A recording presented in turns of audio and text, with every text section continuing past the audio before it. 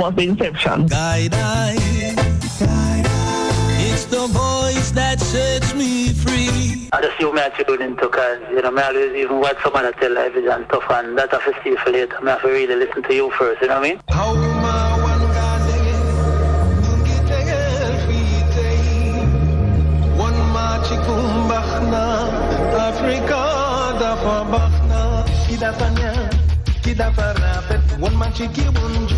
Kidapa munjul, wanyande kesawa, kidapa munjul, one machiki munjul, kidapa munjul, dafnin rafet yung wentame da ingama, dafnin rafet yung wentame da ingara, dafnin rafet yung wentame da ingara. Did you know that's a richer Africa? Did you know that's a richer Africa? Did you know?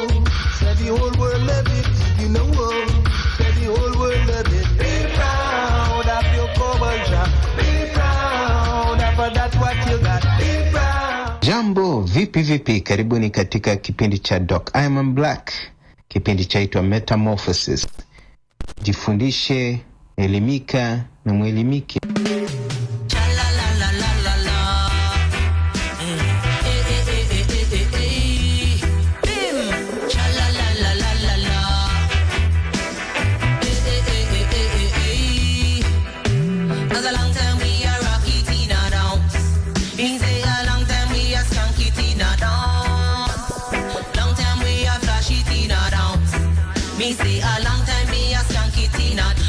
Introduce me as the grand jam master, attorney, young veteran. Wash belly for me, mama, but me poop a night one. Me a flash and me na nappy baby in a bad pan. Originator for me style, no copy, be no carbon.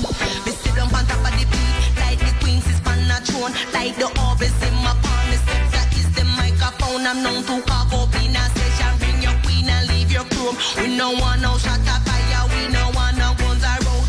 Cause a long time we are rocky in a dance. Me say a long time we are skunky in a dance. Long time we are flashy in a dance. Hey, me say long time we are skunky in a. Make me tell you, me say easy me selector in a A1 class. Rock it in a shama with me wallaby clocks. Strictly sense me and we are crushing off the ox. So drop the cut chip in the chalwa to the right we are go past. Policeman a come with them teeth. I feel like Kafka, them no one we all no try in a the ghetto, no not all. To be poor man is a crime is what the people them a bally. Only refit with them have is just to go a dance hall. Long time we are rock it in a dance. Me say a long time we a skunk it in a dance. Long time we a rock it in a dance. Hey, me say long time we a skunk it in a. Well, introduce me as the grand jam master, attorney, young veteran. Wash belly for me mama, but me poop a night one. Me a rock for me na nappy baby in a bad pan. Originator for me style, no copy, no carbon. Me sit down on top of the beat, like the queen sits on a throne. Like the orbis in my palm, the scepter is the microphone. I'm known to walk up in a section, bring your empress, leave your chrome. We no wanna shut up fire, we no wanna guns around. Because a long time we are rocky in a dance. Me a long time we are skunk it in a dance. Change is gonna come. A change is gonna come. Not only just for some, but for all.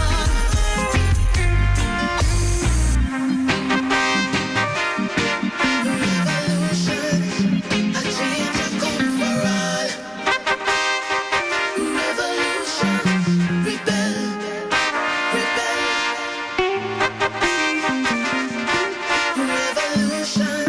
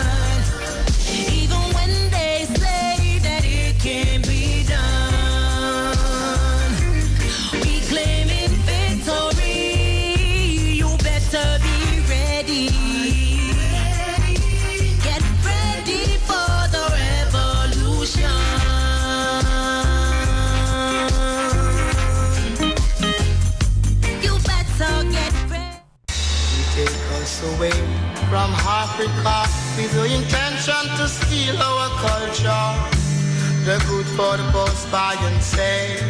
Humble yourself, my little one. Humble yourself, my children. Humble yourself. Oh, my brother, oh, oh, oh. While you're done, I leave. Whoa, me love in Africa. Love my nation, my interpretation, love universal.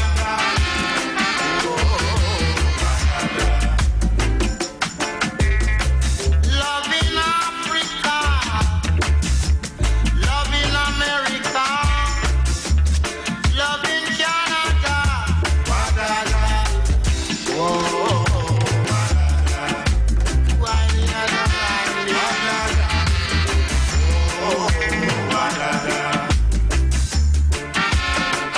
Every knee shall bend, every tongue shall take. Down in this valley, down in this valley, down in this valley of Jamaica. Where is your love, Jamaica? Where is your love, Jamaica? Where is your love, Jamaica? I can see your love, I can feel your love, trying to touch your love. I don't know about your love. Tell them the way to love one another. Wadada, whoa, too higher than I need. Wadada, whoa,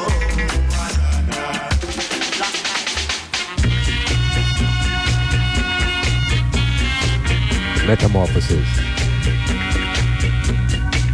Metamorphosis. Metamorphosis.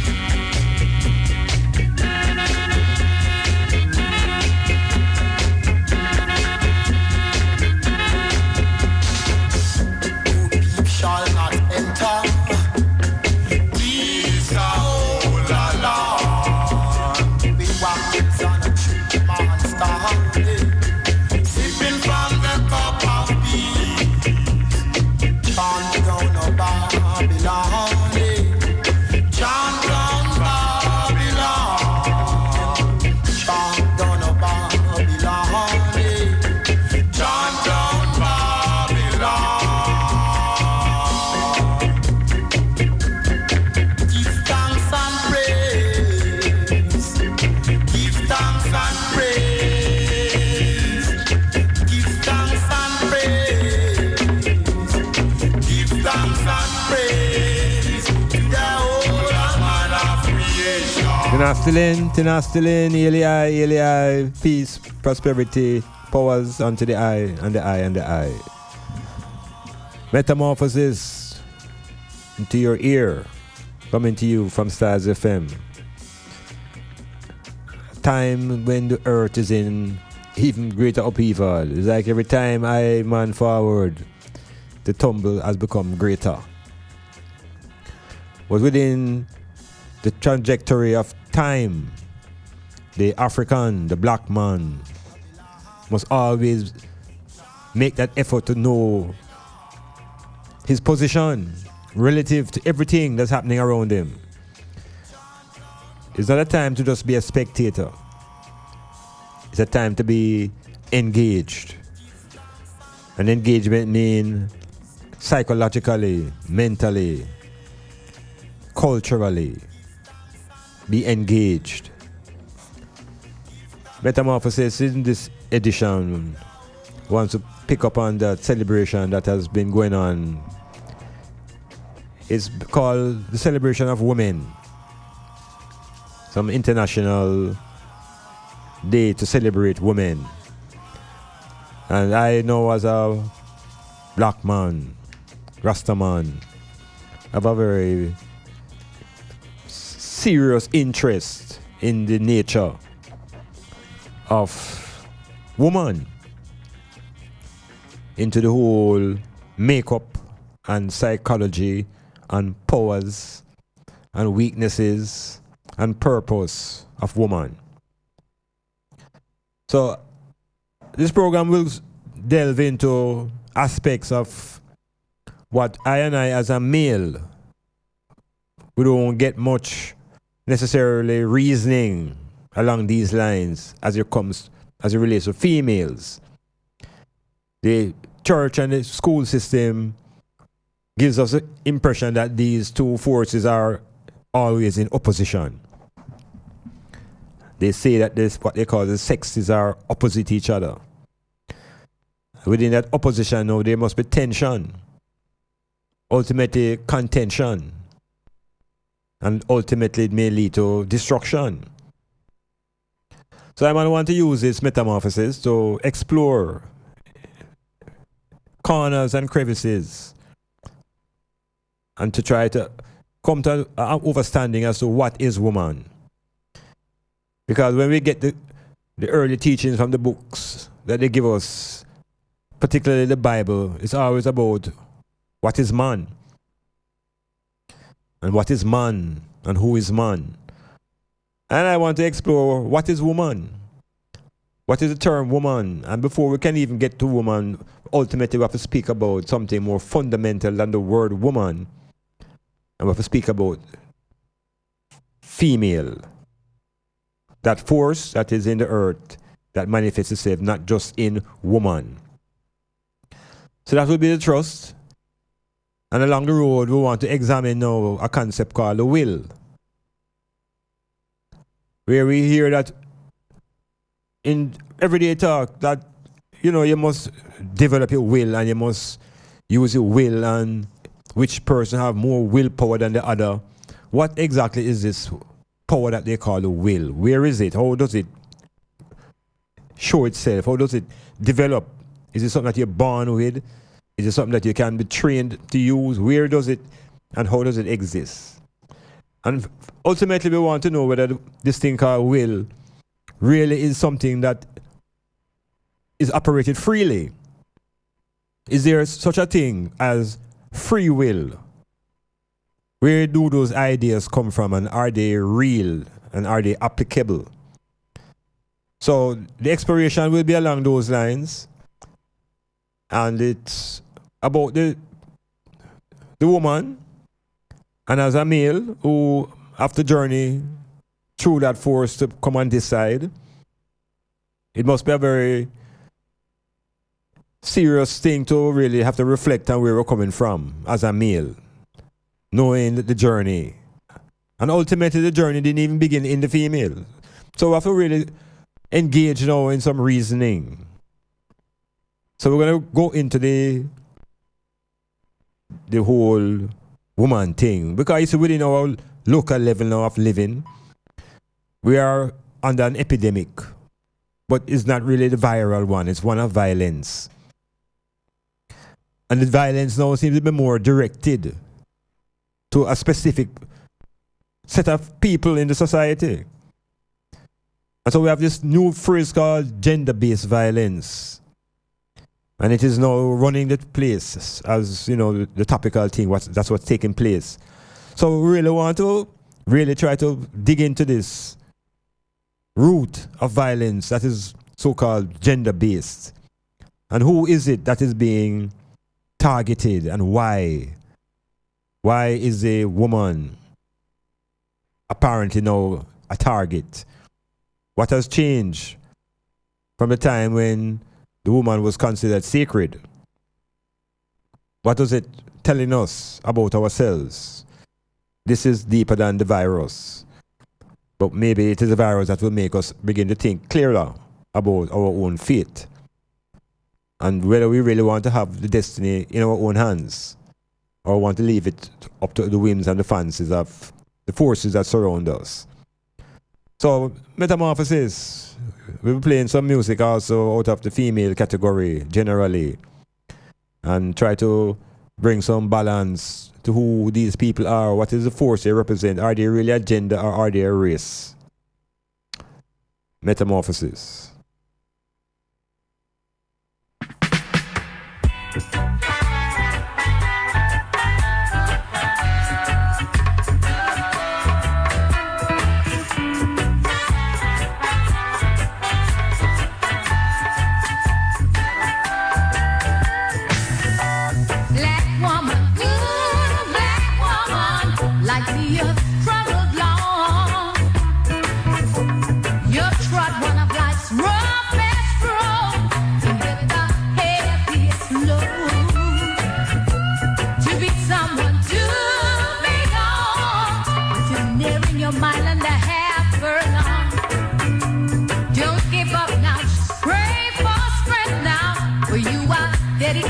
my song. La da da da da da da da da da da da da.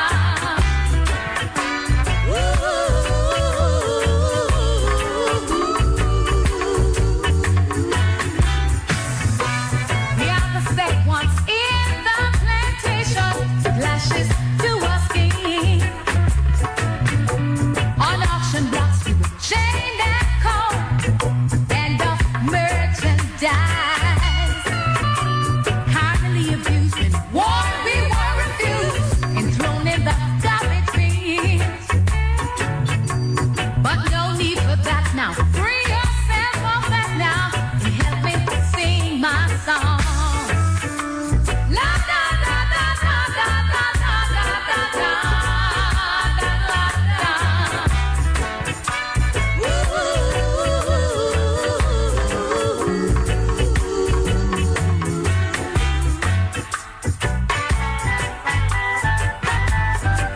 Yeah, Sister Judy Moat giving us the black woman chant.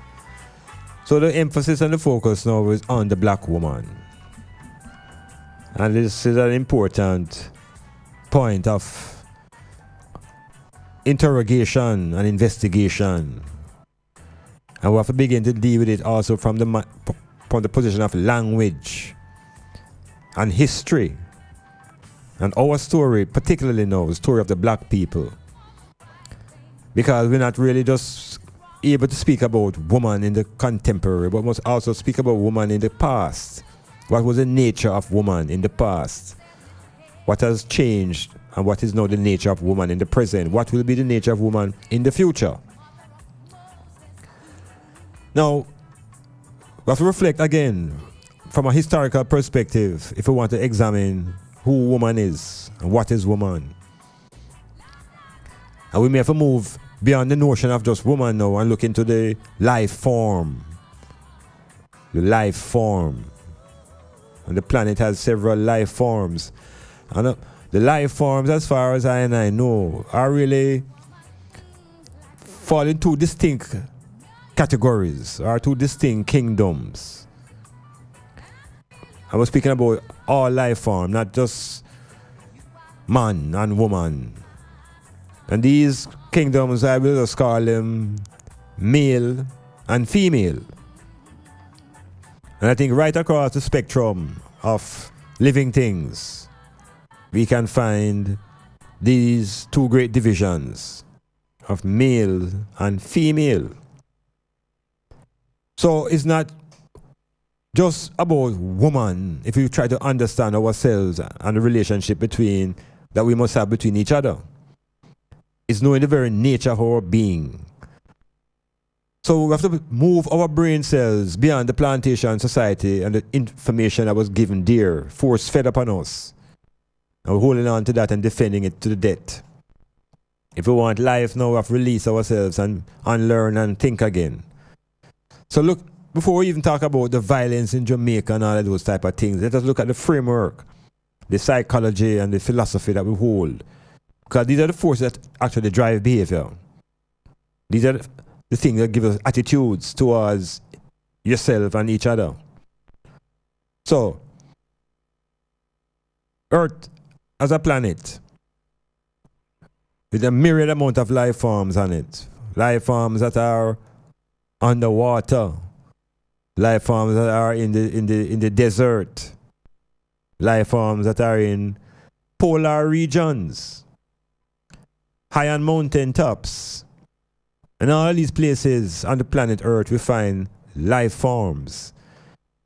And again, if you check into the differentiation that we find within these life forms, again we find these two major kingdoms, male and female.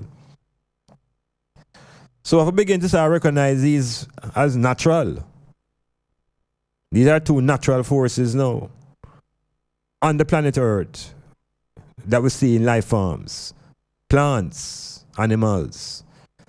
So function, we can begin to query now what are the basic functions of these two forces.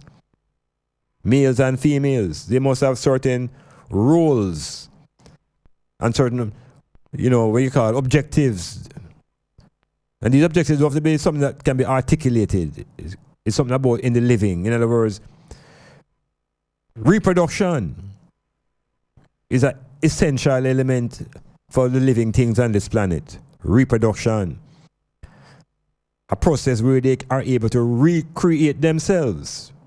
And in that recreation, they remain in existence. They do not become extinct or wiped out because they are engaged in a process called procreation. And again, it's happening in all life forms, whether you're in the ocean or whether you're up into the air.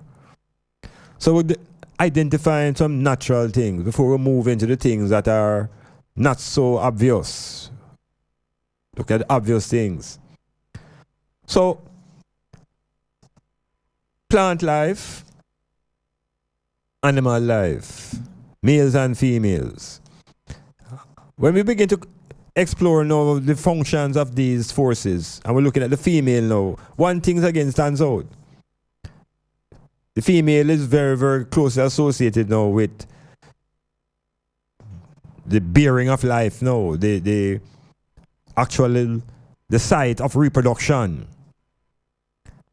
Very, very important that we recognize now that the female generally is the site of reproduction.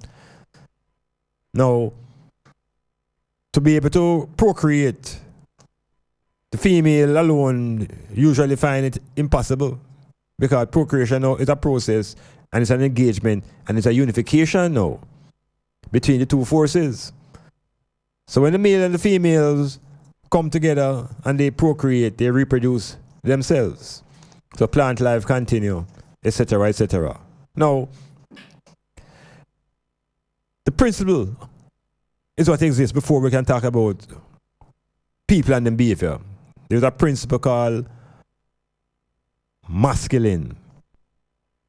And there's a principle called feminine, coming out of the ideas of male and female.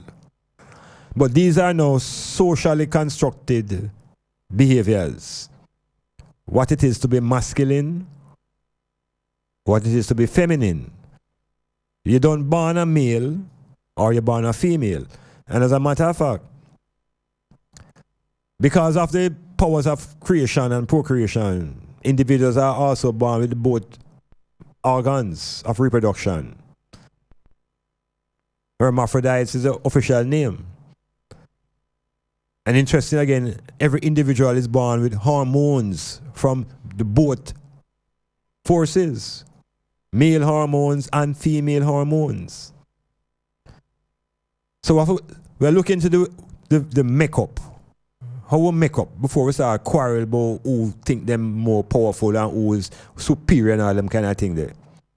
Because that's when we're going to get involved in what the society now is beginning to impose. But at the most natural level, these are forces that are in complement to each other. So, the principle of the female, the life bearer, the earth as an allegory, as a metaphor, would be no different from the egg of the female, where you actually have to plant seeds into the earth to create life. And within the male and female principle, it is really the seeds that is also being planted into the female.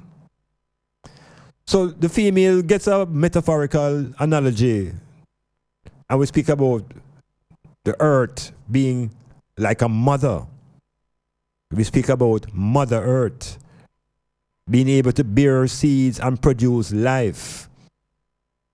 So the female is along the similar lines. And so there's a kind of, from the ancient time, a natural respect for the female, for the earth, for the woman. These things don't have to be told to us by any book. It is what we can intuit and what we can observe. So there's a power that is within the female principle. And the principle can't operate by itself to create and reproduce. So the counterpart and the balance must be there with the male. Now, male and female, natural forces, running right through the elements. But when we begin to try to speak about male and female now at the dimension of what we're going to call people and man, all kind of complications begin.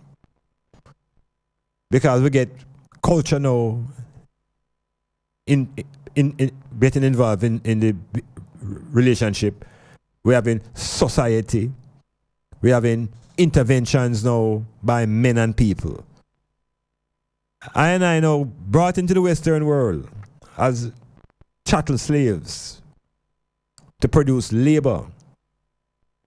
There was no configuration and no necessary thing put in place for I to have relations between males and females. That never exists. There was no reason for any relation except breeding, reproducing, procreation, form further labor.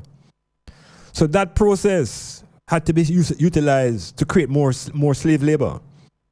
But there was no relation between the male and the female.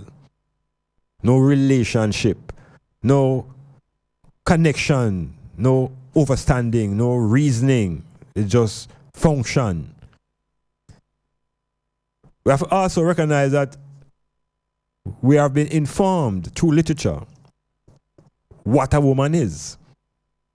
And literature that has informed us on this side is European literature. It's what the white man has produced and given us as knowledge. And we must work with this as it relates to the female. No, the black woman is not an ordinary female. That's the first thing we have to recognize. The black female, the pigmented female, that African female, is no ordinary female. Because the powers that she manifests and generates, and the type of life form that she can sustain, is almost no different from the earth. Mother Earth, Mother Africa, black woman, mother of creation. Native Audio Stage and Lighting, now offering stage, lighting, and truss systems for your small and medium-sized events. Whether it's a stage show, concert, drama play, wedding, street party, or club setting, you name it, we'll bring it to life. Call us at 871-5212 or 844-6531. Native Audio Stage and Lighting, a sponsor of In the Know of the Law with Sergeant Delrose Green, and also Real Talk with Lady Cleo and Daddy Rude. Boundbrook Hilltop Guest House, conveniently located at 15 Boundbrook Crescent, Port Antonio. For a large space of single and double rooms at reasonable rate, Wi-Fi, cable TV, breakfast to order, 24-hour security, CC cameras, parking, snack bar and lounge. Beautiful scenery of the Caribbean Sea. We're willing to assist with additional accommodation, such as fridge in your room, coffee machine, and so much more. Boundbrook Hilltop Guest House, proud sponsor of the METAMORPHOSIS with Dr. Iman Blak, live on Stylzfm, Mondays, 9 p.m. to midnight. Call Boundbrook Hilltop Guest House at 715-1644.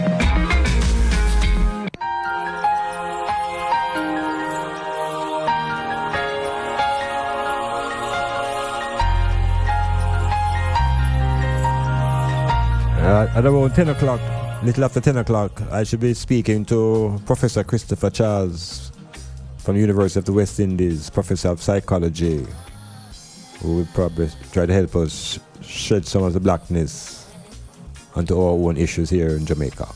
So stay alive for that. Love is a medication, give me education. Love bring a good vibration, love overstand. Love is a meditation, love is a medication, give me education. Love bring a good vibration, love overstand. Some things were made to be unhappy.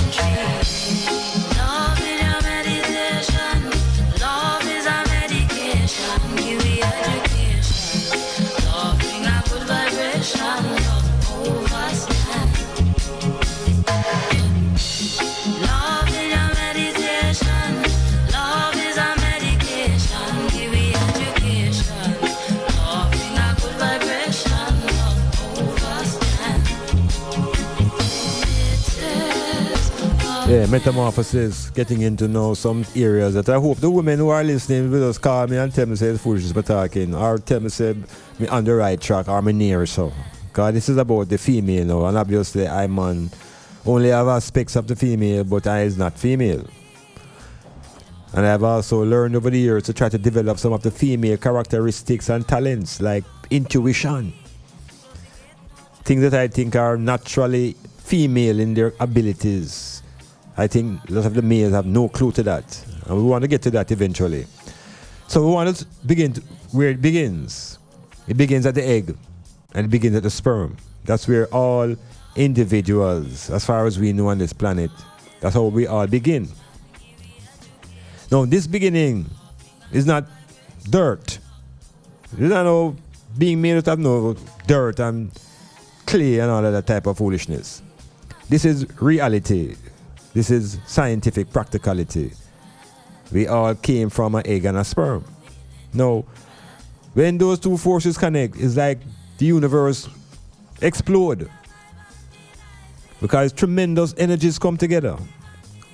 One representing a male, which is the father. One representing the female, which is the mother. This is at the microscopic level. But just like how we are able to not see things at a serious distance, but there are explosions taking place in the galaxy, so there are things happening at the microscopic level. So when these two forces collide, embryology now is a science that all black people should begin to investigate. The science of embryology, EMBRYO. Because they say we're all coming from embryos. That's what they call it, that's the word they use. We're all embryos. Everybody was an embryo. So if the journey is similar at the start, there are things that obviously happen along the way why males and females seem to be different. And what really are these differences? And then, of course, what are the similarities? And which are greater?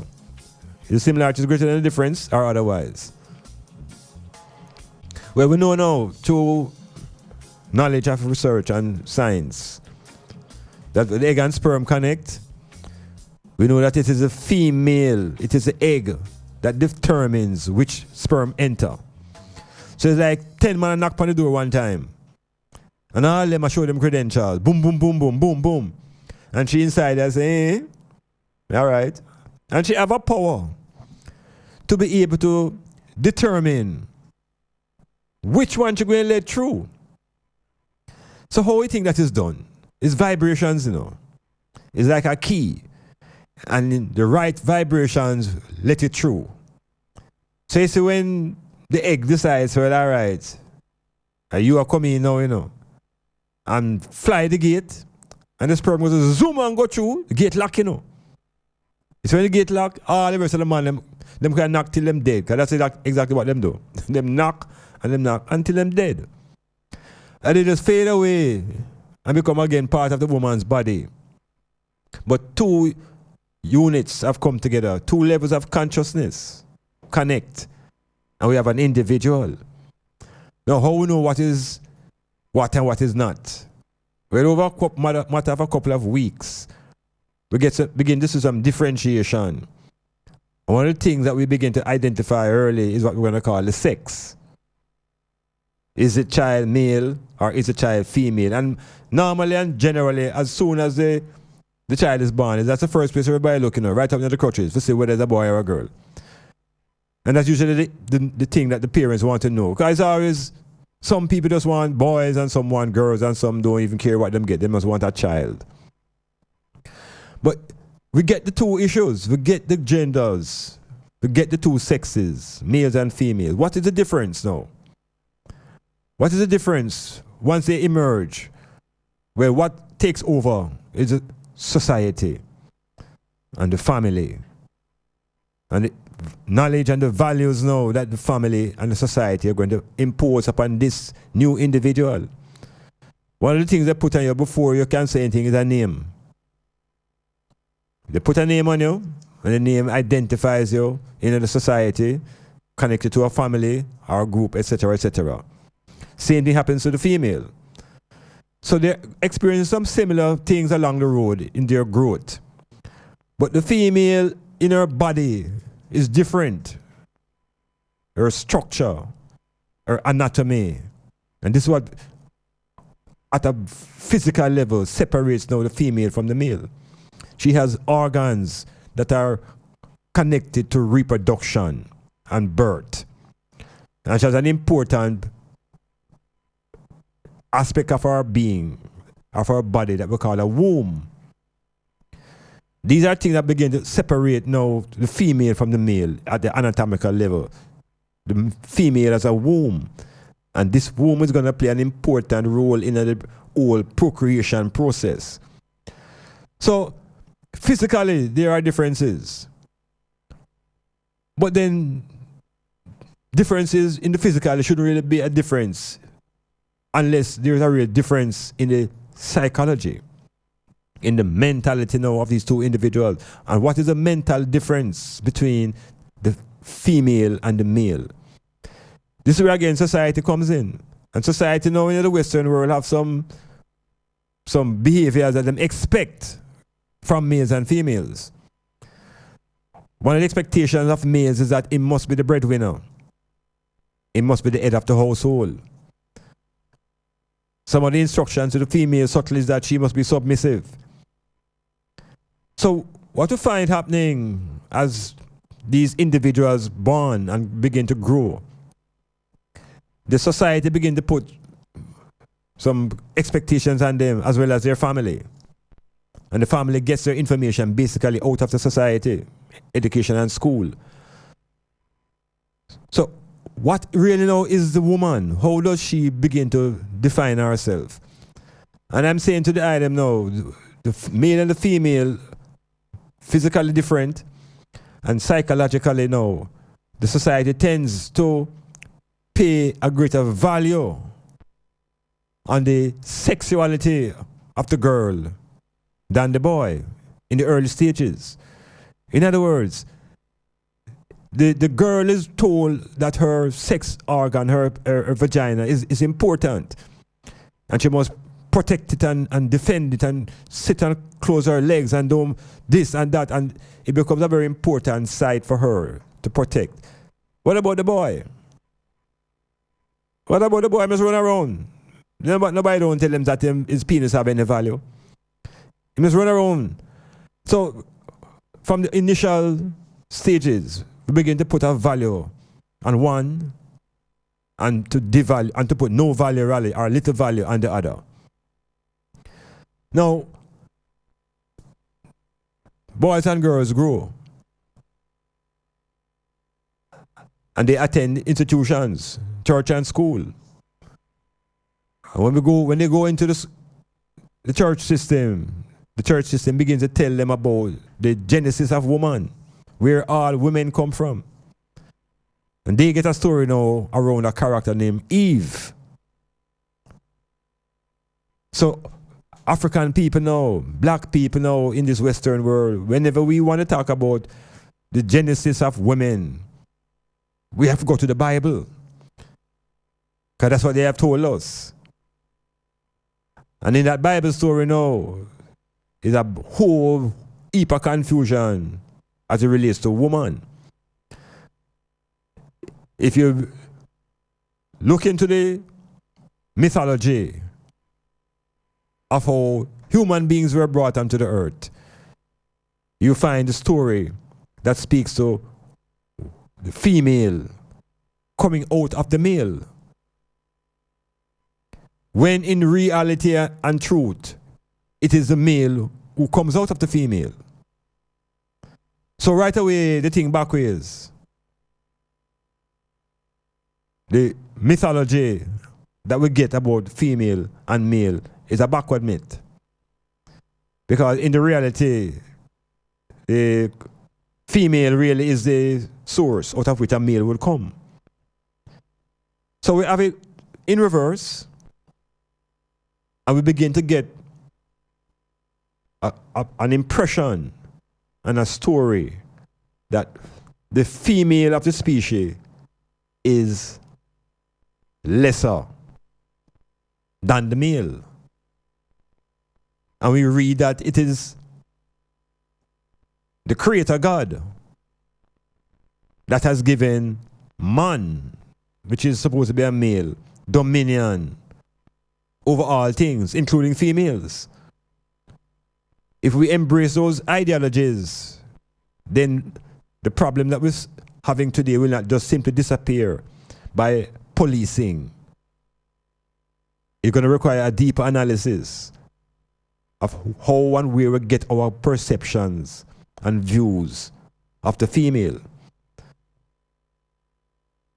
If it's celebration of the woman, can the black woman get up and celebrate Eve as the mother of all black people? Woman, you tell me, can anything go so?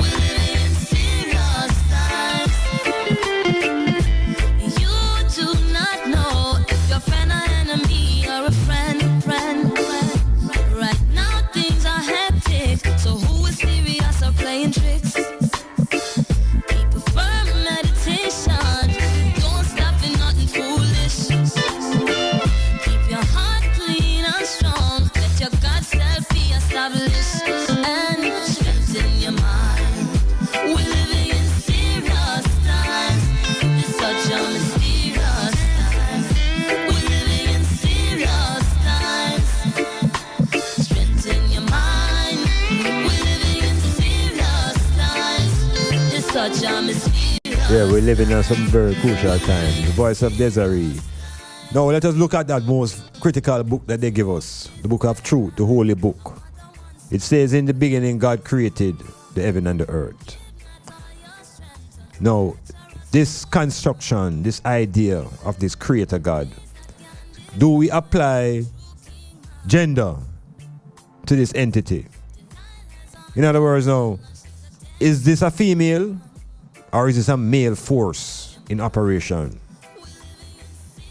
Is the God that created the heaven and the earth a male force or a female force, or neither? Because in the understanding that we have here with the language, when it comes to sex or gender, I remember from the very basic school, I was taught that there were 3 genders. I wonder if it's just me alone to get that. Can you see me? How much gender them tell you so we have? Alright, because it's a 2. I'm glad them say 2. Because it's that them telling me. That's a very truthful man. Male and female, right? Well, when I was coming through, let me tell you that there was a gender called neuter gender.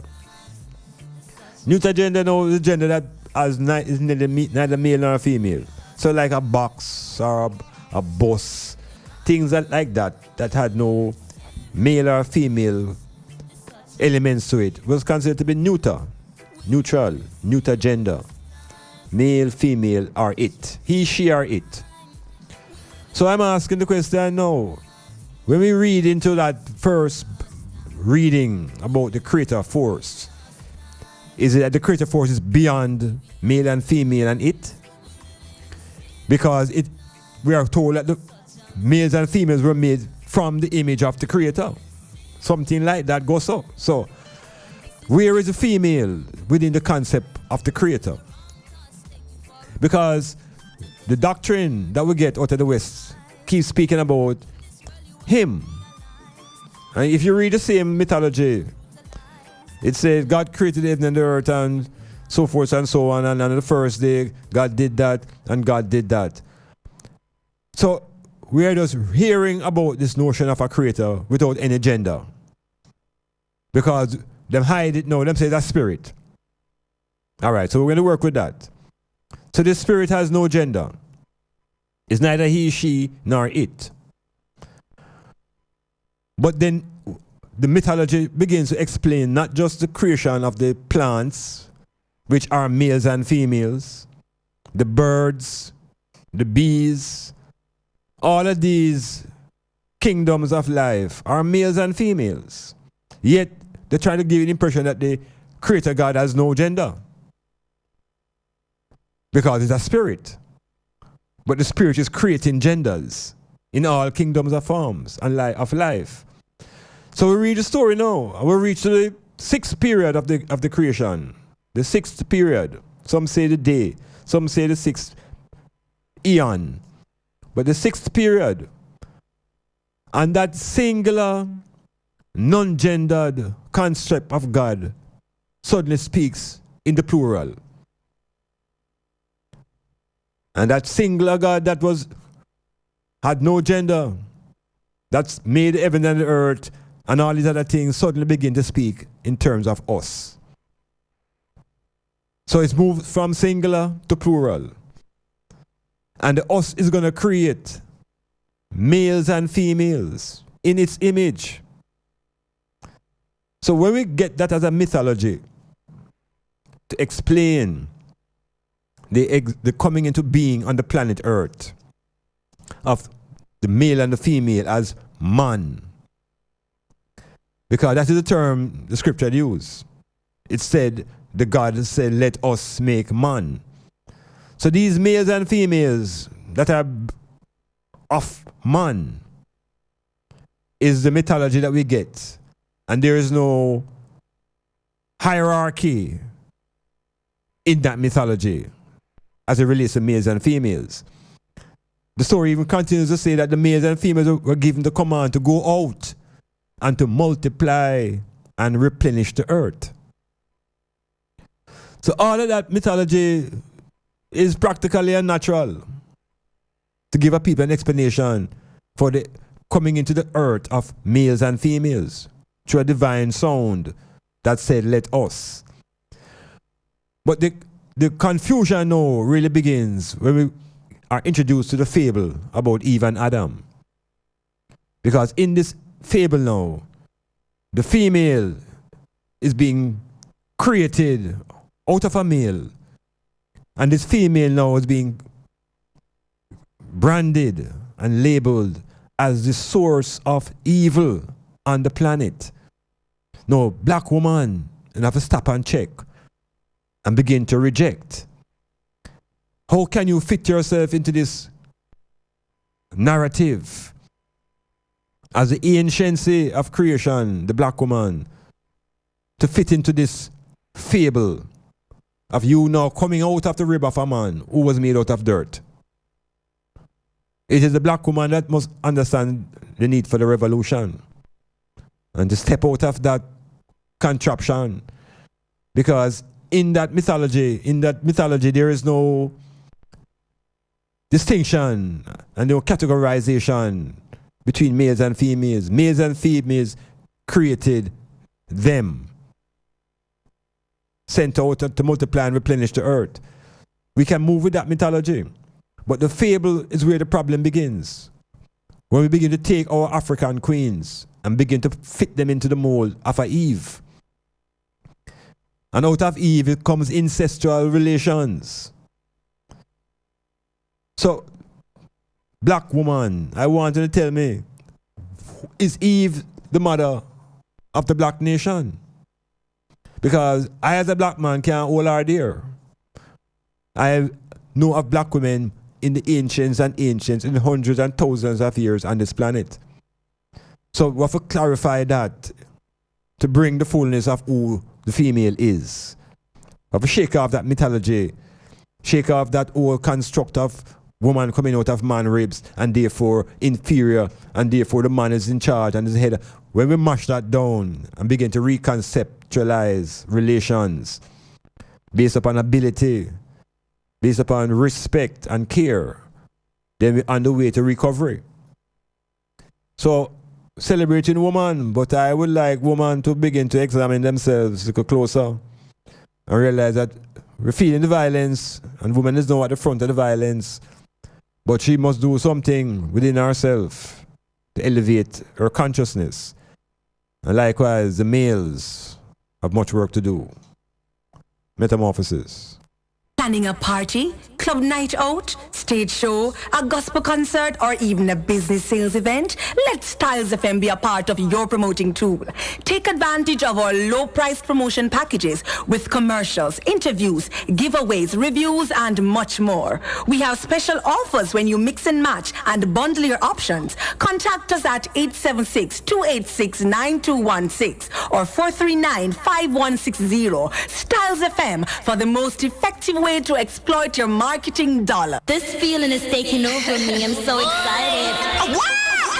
Feel the euphoria. Tuesdays from 5 to 9 p.m. with the Master Mixer Musical Maestro Digital Team. Giving a total satisfaction with melodies and memories by the score. With the widest selection of genres and hits. So you don't know the program you turn up, you know. So you know Patek's a full dance, the one you slap with. Digital and we are party, yeah we flawless. Euphoria the program every Tuesday. 5 to 9 every Tuesday. With the Musical Maestro Digital Team. For the best quality in sound reinforcement and backlining, native audio. We have professional engineers with over 20 years of experience. So call us and we'll take care of your parties, wedding receptions, barbecues, conferences, and small stage shows. Crystal clear sound, native audio. Our prices are the best. Call us at 871-5212. That's 871-5212. Native audio. We make your events audible. This is Ricardo Suave, inviting you to tune into Smoothic, the show for the ladies, with DJ Prestige, from 9 to midnight every Tuesday on Styles 96.1 FM, Portland's best.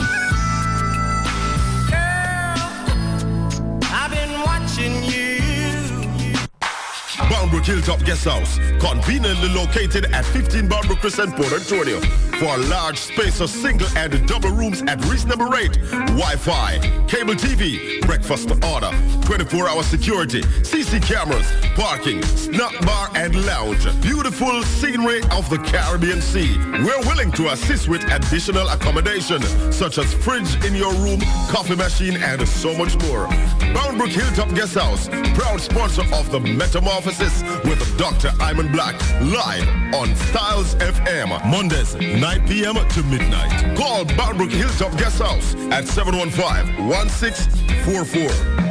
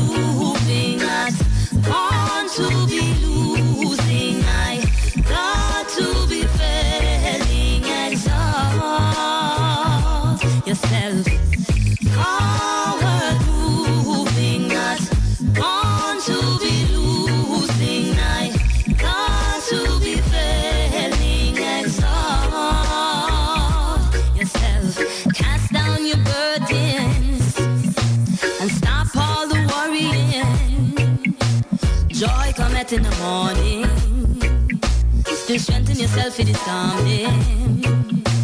Renew and grow. Fresh is there that Jah allow. Can't afford to turn aside from good right now. So live honest and awful best way you know how. 'Cause forward moving, not born to be losing. I got to be failing. Exhaust yourself. Forward moving, not born to be losing. I got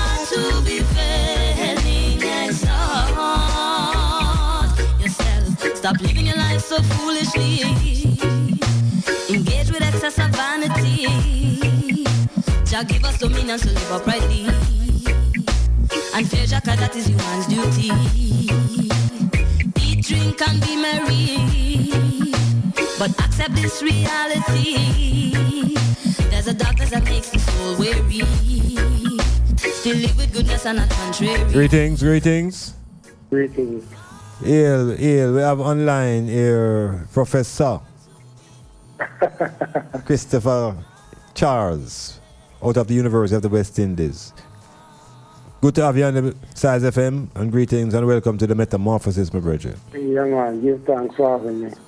Well, we are trying to help work out some of the issues that we are facing as a society, you know. And I think that as a psychologist, which is what you are, right? Yeah, man. I always think that perhaps one of the ways to resolve our issues is not through policing or bullying, but maybe a little bit more from a psychological approach.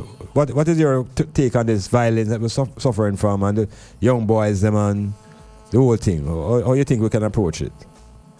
Well, so the approach now still, the approach we use is authoritarian. It come like, when you go to school, you have some strict principle and there's a beat to pick them, so you peer beat in our primary school.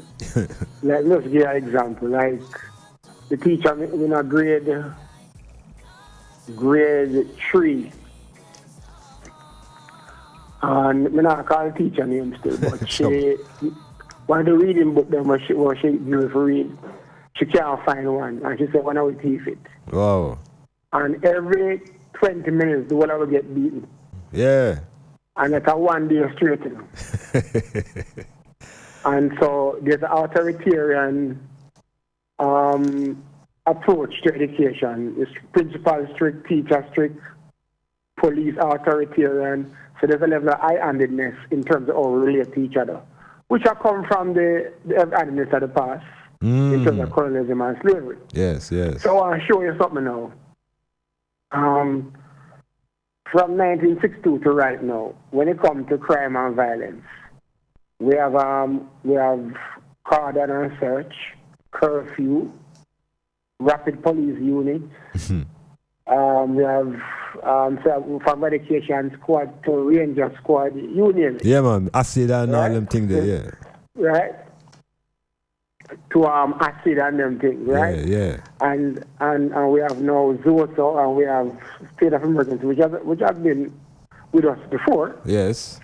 So all of these things now are tough policing, heavy-handed. You are going to smash, all right?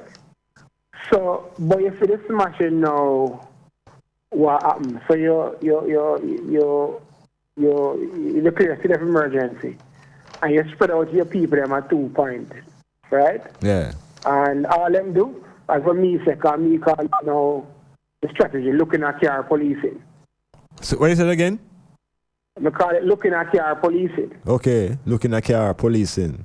Yeah, that's looking at your car, and if you go up in an age, and you look respectable, yes. Them have them subjective thing, you know. Yes. And the kind of vehicle where you drive. Yes. And so my vehicle has only for university stickers, all kind of thing.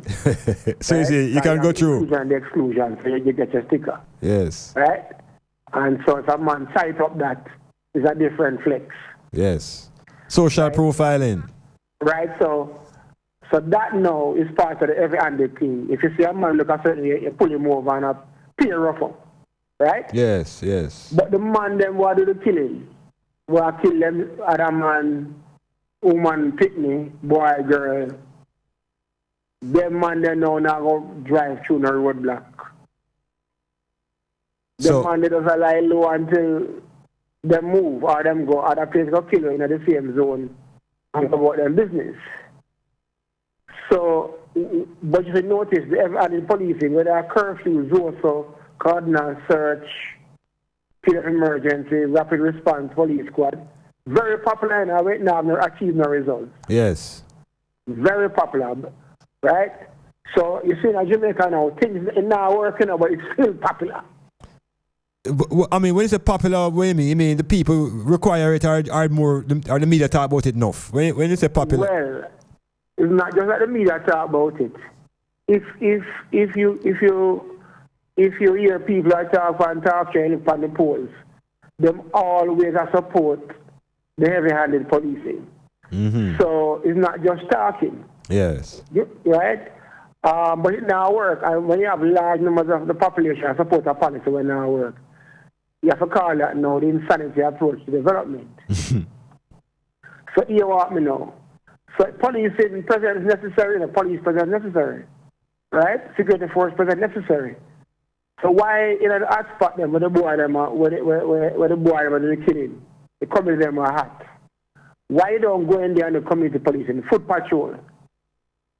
And so we have about 15 of them in the country, but they cluster them, you know. So we have one community now where I drive things in our two other communities. So you have to find them 30 other communities there. And I have a local police military post in them. And when you have them in there now, the boy now goes to the bottom of move from because you're all over the place in the hot spot. Boy, they have less place to run. Mm-hmm. And you can track them down and you know, bring them before the courts. So the policing presence is necessary, but how it happening now, it's too broad. And you just looking at here. Okay, that's what I mean. So, right? Too broad. It's not focused, it's not targeted. Right?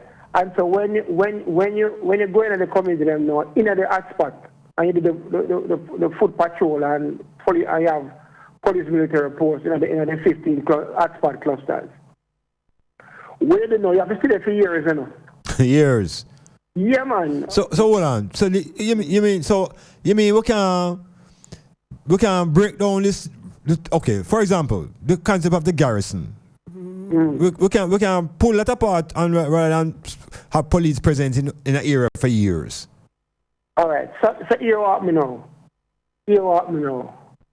The people then don't see no connection between the garrison and the high murder rate. But there's a connection.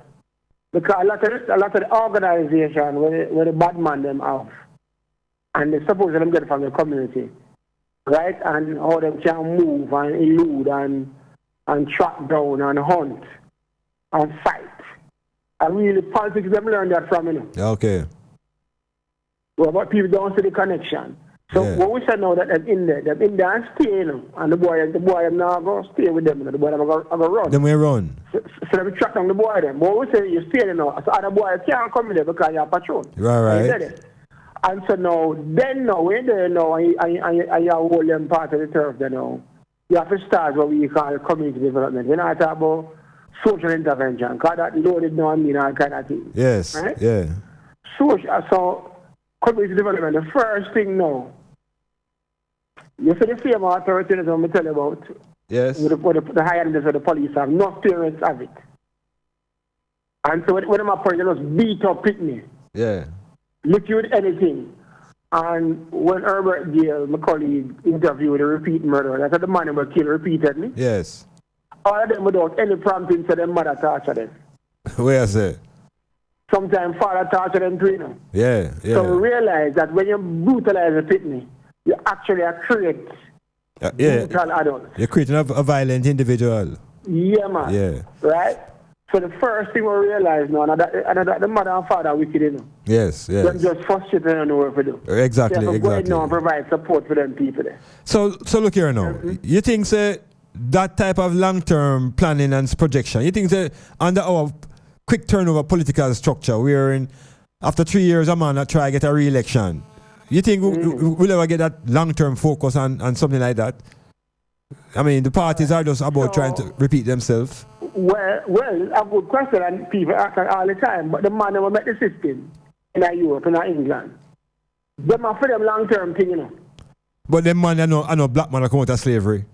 Yeah, but what me I say no, slavery can't explain everything, you know. No, I mean experience, no, the mentality. The mentality. What I say now is, if you do something that going to work, right? The people that get vote for you all the time, you don't have to worry about the 5 years. So what me I say now is that while you hold the turf, you know, can we say in there in the hot spot them, you know? Yeah. And I chat on the body when they're moving, because in all of the hot spot then. Boy, that sounds like a whole island under military, the whole 14 parishes. No, man. As a matter of fact, with the police military report, you don't have a pass, no nothing. You don't have a state of emergency. And those traditional policing you do. But you know the most high violence communities. So I just say it there. Okay. So you know, all over the place. I check my grandmother. I check me when I got to university, got teach. You see, I just speak about those I begin to say places in St. James, Westmoreland, Kingston and St. Andrew. I start seeing hotspots around the whole island. Yeah, man. So, you know, when I say hotspots, I say hotspot cluster. Yes. So when we talk about 15 hotspot cluster, 30 odd communities we are talking across the country. All right. So, how do we deal with now this psychology of the black male child in those environments? The hotspots, police there, them not coming out. Yeah. When you are holding, you better right away there, you patrol, you run down man and so on. So we're not that. Right. Right now, them two disperse. All them are looking at you when you pass. Right. And if you beat your face or you have locks. Yeah, you have a problem. You might have a problem. Man, yes. Them pull you over. Okay. Right? That them are using them. Yeah. Because we go, when we are called a youth funeral at Westmoreland, and we have got through the same emergency and them stop the EWI bus. And we have a man from Augustown night who have locks and ears rings. Them fish him out? Well, them start asking ID. So I introduce myself and say who I am. Yes. And they have my ID. And these are students. Yes. Them ask me straight have ID. I said, no, them not an ID. Them say them have to have ID. But why would the students have ID to go on a funeral? Yes. And so me don't know in myself that me not left, even though they're adults. Yes. No straight not left you with me. And me leave them with soldier. Right. It never happen. Yeah.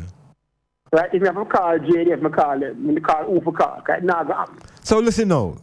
What you really just making mention of at a glimpse, is a type of intelligence that maybe even lacking in the police force. Yeah, well, as a security force. Yeah, security forces. So when that come up against the black youth in the community, who is not properly educated, boy, that look brutal. All right, I'm going to show you a thing now. So how we are approached, you see when we say policing, yeah, we're not talking, you see, all right, when we not talk about clean policing, righteous policing. So I'm going to tell you something now, because I'm going to talk about Augustown again. And them thing I've done with everything happening around the university we know, and the UM complain. So the security forces are patrol, and they play ball like 6 o'clock, 7. Yeah. Police come, scrape up all of them, security forces, try them at half a tree, process them, and then let them out. The man no matter who walk from half a tree, go back to Augustown. Yeah, suffering. All right. So what me I say now, if they play ball and they are not wanted, let them alone, leave them alone. Yeah, you are too, yes. Right? Yeah. So in order to win over the people, then you have to have fair policing where you don't abuse people's rights. But the police themselves now have to have some fairness in them consciousness. How we get that into those youths who using maybe the force as a hustle? All right. You see the recruitment process? Yeah. We have to check that. TM, that is seriously problematic, brethren. But look here. We have to, all right. So, we know psychologists before me who offer for the training and then run the man. Yeah. But they can't afford the man now. Right? And so, we are stuck in doing things the same way. Just like how the iron policing now work. Yeah. From 1962, I'm still a do it. Yes. And most people like it. The same recruitment style. All right.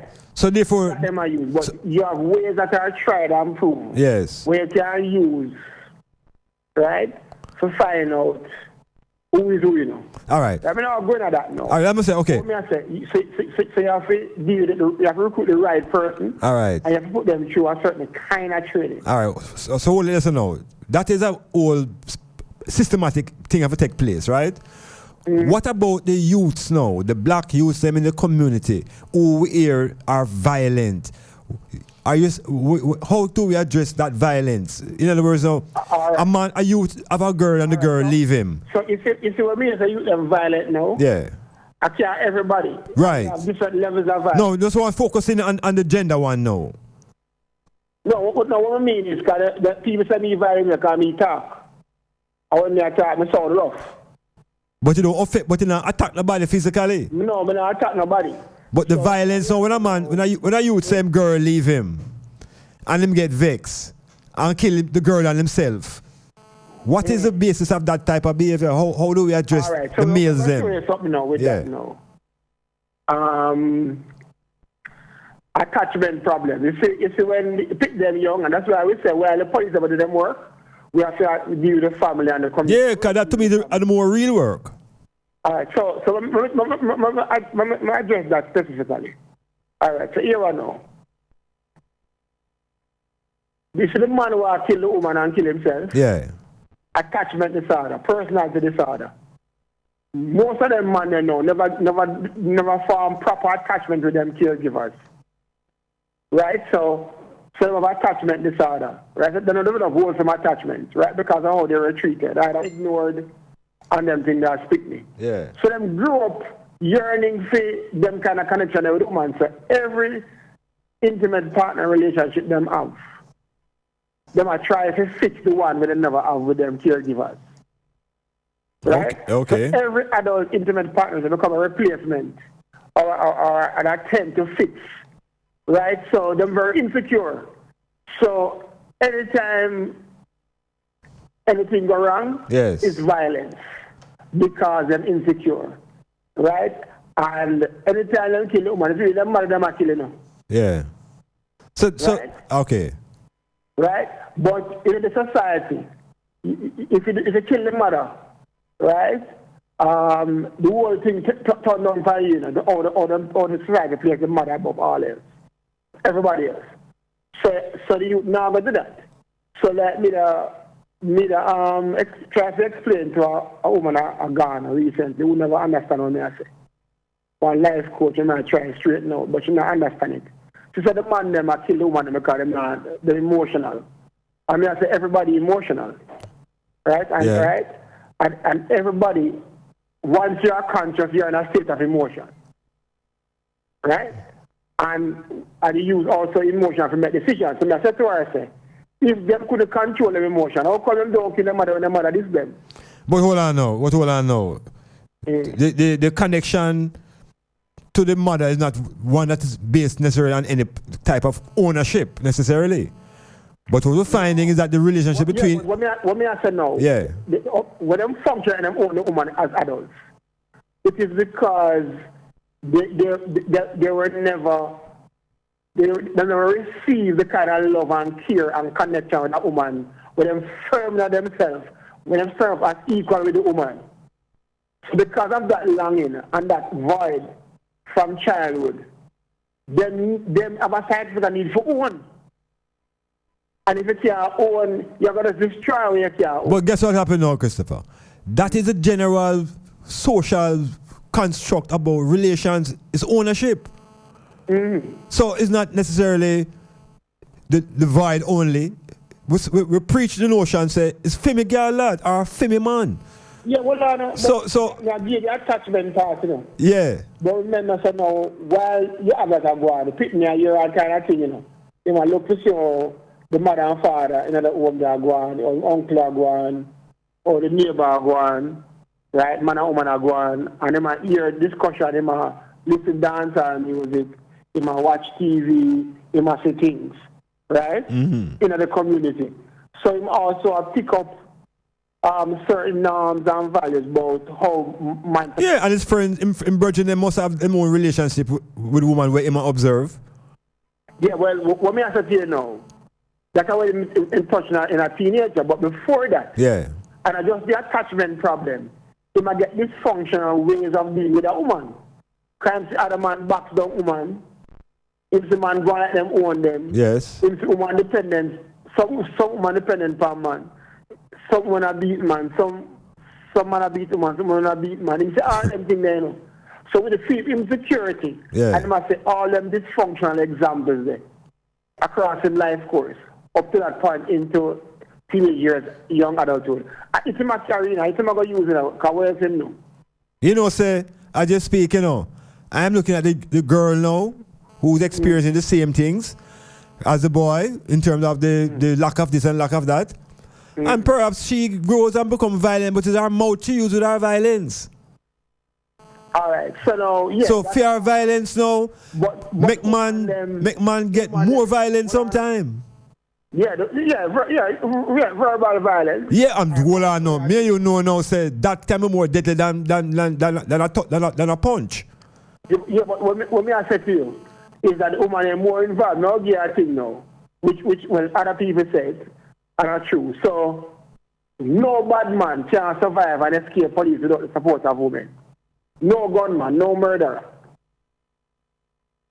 Because some of the women hide the gun, some of them move between, right? And so what about them gang there? What about them gang there with pure man? Like Jesus and them disciples. What, you mean the Jesus gang? Yeah, no man never in there. No man, you stop a Mary man, a Mary. Anyway. Foot with oil and take her ear white. Careful. Yeah, so you say no. A woman is always involved no matter how a man terrible and bad. Yeah, man. So the woman is always involved. So therefore, maybe them is the power then, and not the man. Yeah, I'm going to show you something now. So them provide critical support for the criminal, you know. Yes. All right. We also know now that you have some woman of them called man royal. Tell me about them man royal. What them look like? Well, some people say them are lesbian. Okay. The man function as a man in a lesbian relationship. Okay, the hormones high on what side? Boss gun, them have them gun. Yes. And if you trouble them like any man, you have to run. Yeah, you get shot. Because they will kill you. Yes. And so now them are shatter, shatter. Yes. All right, so they are part of the thing. You also have some other woman now where a sleeper. Let me know. I'm going to explain this to you now. So you in a gang A, and me in a gang B, and me want to kill you in a gang A. Right? As a member of gang B, me want to kill you in a gang A. We just get one of my woman who's a sleeper, let you come look you, and plan with you to have sex for you. I should tell which one is not going to have sex. Oh, them kind of set up there. I'm just come in and kill you.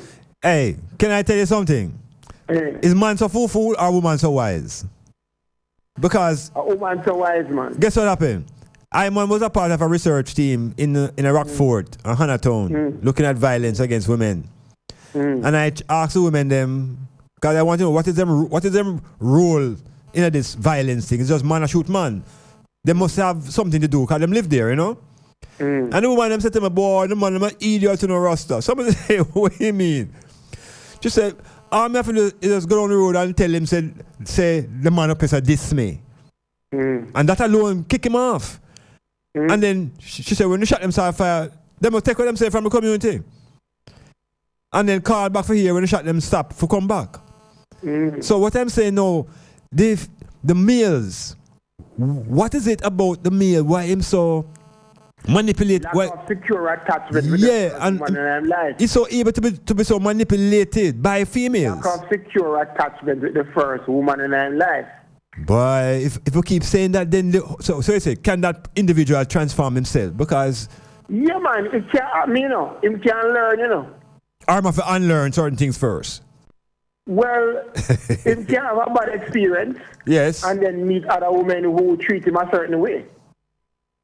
But the problem is, you have to achieve that before age 12. You have to? You have to achieve the change before age 12. No, you're the last part. You have to achieve it before? You have to achieve the change. Oh, yes. Before him reach 12. 12? 12 years old? Yeah, because once you get into teenage years, adolescence with that. Yeah. It's very difficult to pull it back. You have all kind of problems. Suppose I want it. Suppose they say, if I can do it before I'm 9. Well, you know, what do you mean? because of the child psychology development, because we know so by 3 to 5, the child basically form, you know. So that other 5 years, 7 years to 12, maybe just reinforcing the first 5 years. But while we have critical stages where you have some critical formation of the self. Yes. Right? In a certain critically aspects of the self. Critical period. Yes. Remember that socialization is a lifelong process, and that the brain must stop developing until the person in their 20s. Okay. So brain maturing in their 20s, right? So I want if I change so we can go on. All right, I can go to that mention about socialization early. Is it positive or negative to socialize a child, a male, to think that he must be the breadwinner in this time? And he must be only he must be the head of the household, and he must be the breadwinner in this time. Is that wise advice to a male child now?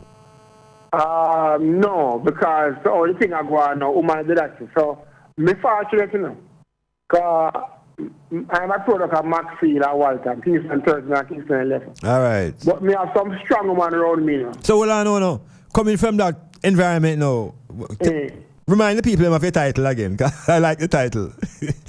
What is the title of the university, my brethren? Well, when they them say me a professor of political and social psychology. All right. Say it again. Come like how it sound. Professor of political and social psychology. All right. Go to my brethren. Coming out right out of the wall, Tom. So now, me now grew up, you know. Because I have a sister, my big sister, you know. Right? Yeah. Them try to rub up on a 40 bus them date and the teeth them get stabbed up. And man have a runway. And I share alone. Right? Yeah. So I grew up around woman was stand up strong. Okay, me say my mother was and them independent. Them not this the man, but I think you can't lick them. Yeah, but them self-reliant. Yeah, man, and them independent. Hold on. Independent, sister independent. Right? In the church, whatever send you. When you go for a little outing, all the girls have their own things, and them are share it with you. If you don't have none, because everybody poor. Professor. You grew up seeing woman other things. We're there on a break. And woman know when me go amongst another things, it's normal to me. Yes, I. I don't feel no way, because I grew up and see that. And it's supposed to be normal. It's normal to me. Yeah. Christopher, you can hold it? Make a run to commercial. Yeah, man. Hang in there.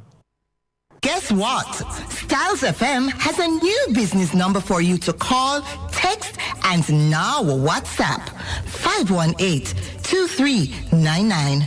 To advertise your business and events, call, text, or WhatsApp us on 518-2399. 518-2399. Don't forget, 518-2399. It's Wow Factor Tuesdays with Chungy and Shelly. Every Tuesday from 9 a.m. to 1 p.m. It's entertainment and interaction at its best. With features like the Share to Care segment, the Uprising 10 Countdown, and the ever-controversial Love Break. Yes, it's the Wow Factor. Your Tuesday mornings will never be the same again. Planning a party, club night out, stage show, a gospel concert, or even a business sales event? Let Stylzfm be a part of your promoting tool. Take advantage of our low-priced promotion packages with commercials, interviews, giveaways, reviews, and much more. We have special offers when you mix and match and bundle your options. Contact us at 876-286-9216 or 439-5160. Stylzfm for the most effective way to exploit your marketing dollar. Boundbrook Hilltop Guest House, conveniently located at 15 Boundbrook Crescent, Port Antonio. For a large space of single and double rooms at reasonable rate, Wi-Fi, cable TV, breakfast to order, 24-hour security, CC cameras, parking, snack bar and lounge. Beautiful scenery of the Caribbean Sea. We're willing to assist with additional accommodation, such as fridge in your room, coffee machine, and so much more. Boundbrook Hilltop Guest House, proud sponsor of the METAMORPHOSIS with Dr. Iman Blak, live on Stylzfm, Mondays, 9 p.m. to midnight. Call Boundbrook Hilltop Guest House at 715-1644.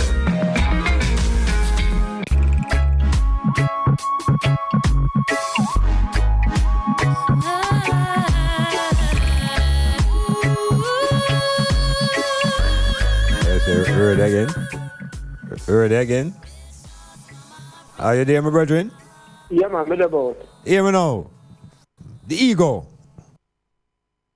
This thing that they say all males have and help to spur his behavior and sometimes make the man appear to be destructive. You can shade some blackness on this thing because I have my problem with the ego concept. And you know, no. Not only I know say me always want to know how is it a female don't have no ego, you know? Well, that's how I said, but yeah, my query. How the Western psychology construct the thing is that everybody have ego. Everybody meaning all males and females. Or just all males? Ego and the super ego, right? Yes. And them thing, right? So we're a Sigma and Friday just we have some concept for just when just use to say how the mind is organized.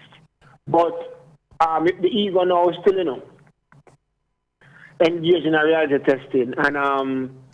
And so if you have a healthy ego, you're all right. So if you have a sick ego now, how you know when your ego is sick? When your ego is sick? Yeah, because you can have a healthy ego. Right. Well, because guess what happened? I think we're suffering from enough sickness of the ego right here in Jamaica. All right. So you remember now we talk about the attachment style where the people develop. Yes. Based on how he or she was treated by the caregiver. Right. Primary caregiver. So you have a weak ego. It can affect how you deal with reality. It can affect how you view things, how you view the woman, how you view what she say. So now, me know, when I grew up, it's like me have a healthy ego, so very few beauty other things to make me feel that way. But hold on, man. But is something where you're born with? No. All right. So we're that is nurtured. So where begin? Where that nurturing begin? In the house or in the school or in the church? Where that ego thing really come? Everywhere together. Everywhere together. Yeah, man. Primarily, it started in the family, but you don't just stay home. You go out at school, you go at church. Because we don't even know that word there yet. We don't know that word there as youth. We don't know that word there. Which word? Ego as a youth. We don't know. Remember, no, so we never use it when we are picnic. So what we have then? So what would they have? So we say well, ego, but we couldn't describe it. No, remember now, you know that. All right. Freud called it ego. Yeah. Right? And we are called it same thing too. Hold on, man. I'm saying, it could have been called she go or I go.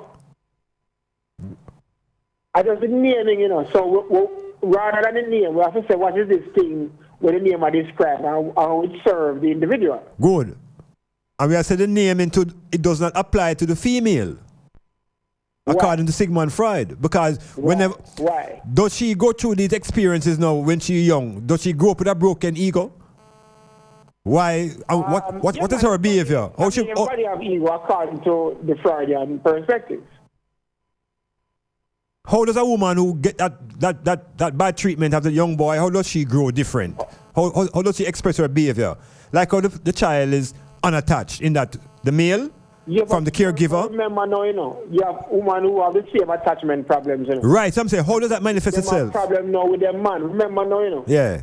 So the killing, all right. We try to explain in among some article, some column some time ago. Yes. That you see somebody the fights are going. Yeah. We are trying to use normal psychology. All right. To explain people who have abnormal psychology, who are always in a conflictual relationships. Mm-hmm. All right. So when I say the woman have no ego, you can elaborate on that to bring some clarity to you know, so we can respond, because I also know that women, some of them, given their experiences in the home, come with some of the same problem with the man them have. Because you have women where own you know. So are you saying that ownership thing is because of some deficiency when they was young? Yeah, man. So they were, they have a lot of secure connections and attachment, and they get enough love, so they always seek it. What? Right? And so, me know, woman, them trail you too. Right? Them fight you. If anybody can call you, them rush you or rush the person. Not a woman. Right? But normally, when we talk about the violence and everything, only the man who focus on. Right? Yeah. And I can understand it because most of the time, the thing comes from them, but you have women who stay for too. And it comes out of the same attachment problems where they have an insecure attachment style. Yes. Or avoidance, anxiety driven because them parents never meet them emotional needs. So them disconnect and them anxious and them avoidance style. And so them carry that into teenage and into adulthood. So now you have two people now who are jealous over each other and insecure. I worry that. But isn't jealousy considered to be natural in females? Is that a true thing? That the female is natural? That is. And I hear people say generally, yeah, women are always jealous. And come from the fact that you're not secure.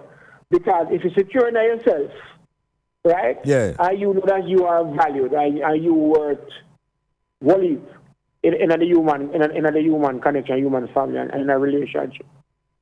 And somebody tell you, boy, you are them a move. Right? Why if somebody call them, you vex and want to let them down? It means, you really don't trust them. And what is the source of this distrust? Right? So jealousy itself is dysfunctional, you know. But them say that God is a jealous God. Jealous God, yeah, man. So God is dysfunctional. So God dysfunctional then. Yeah, man. Boy, that's a serious thing, that. So hear me now. You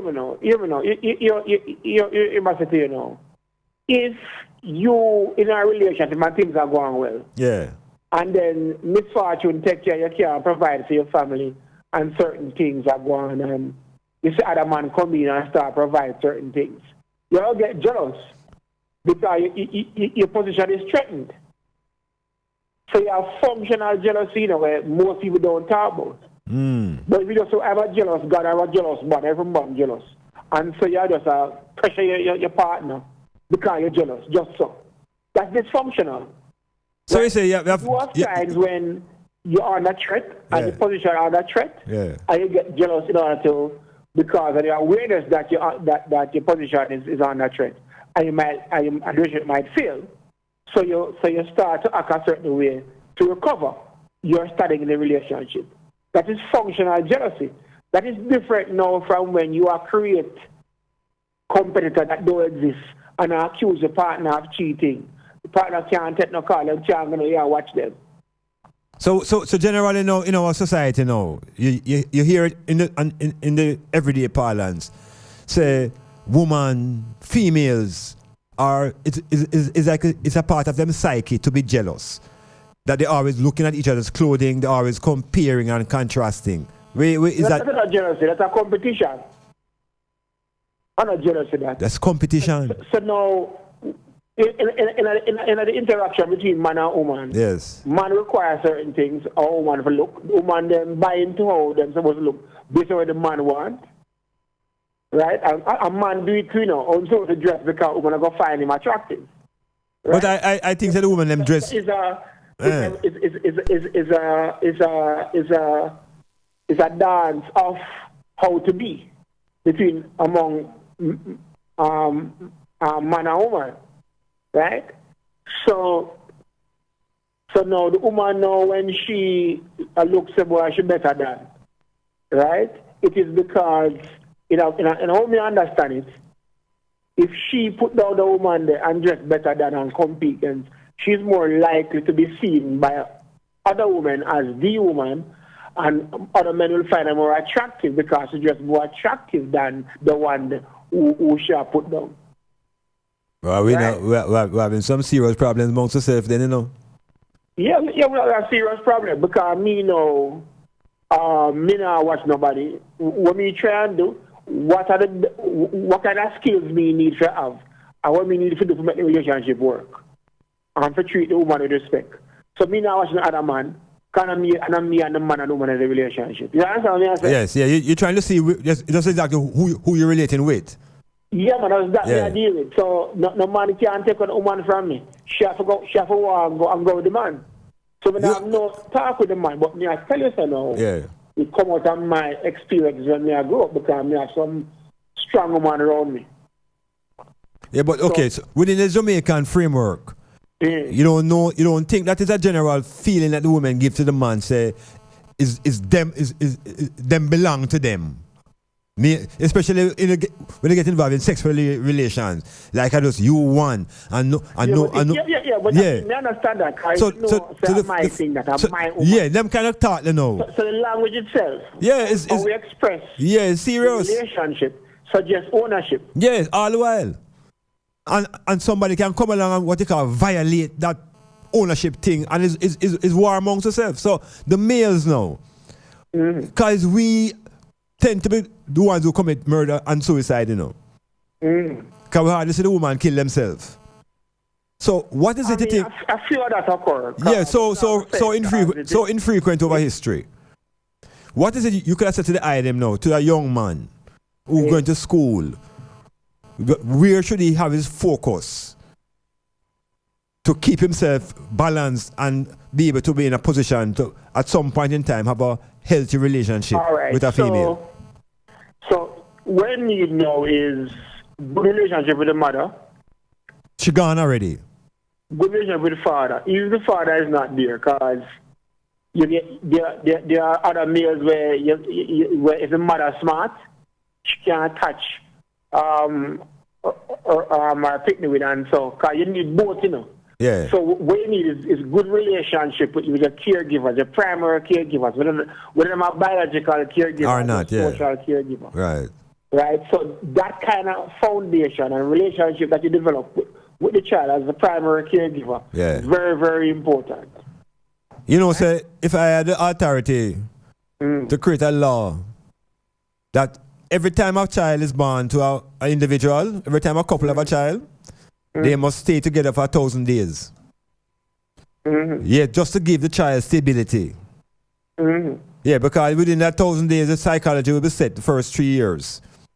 All right. So what you find when you connect to your parents or the parent, if I wanted it, when you go to a road, you know, and something go wrong, you know, you go straight to and complain, you know. But careful now, you know. So there's in that person. Yes.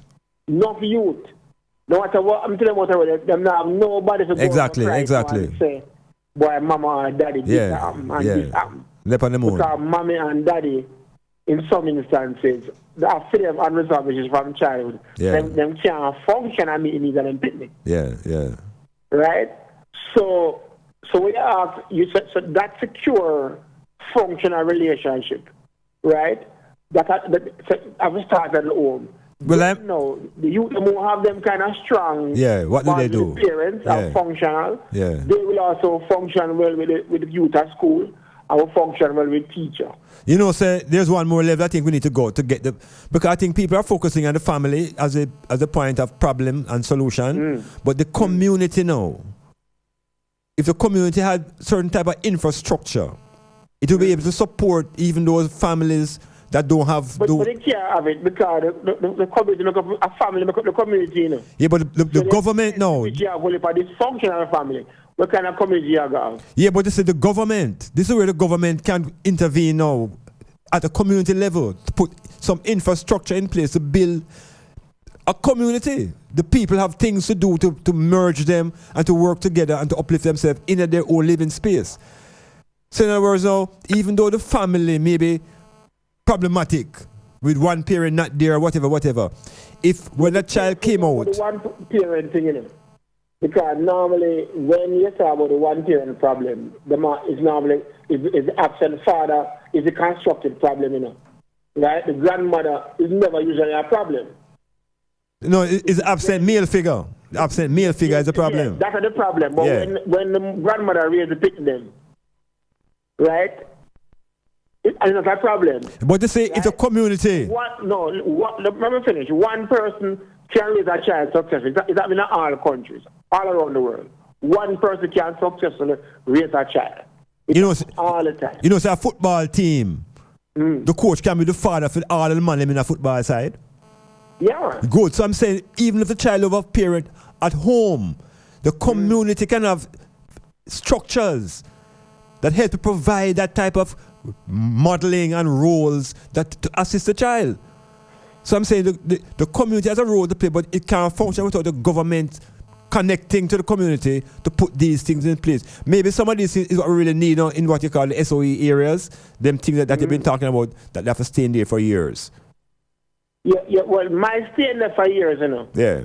When the security forces in the community for years, is so that you can have peace.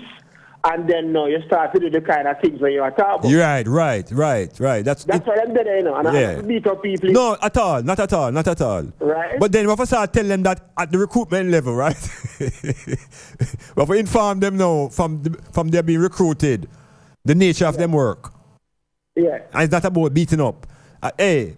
So me always say no that you have to teach parenting in our schools. Yeah. Right?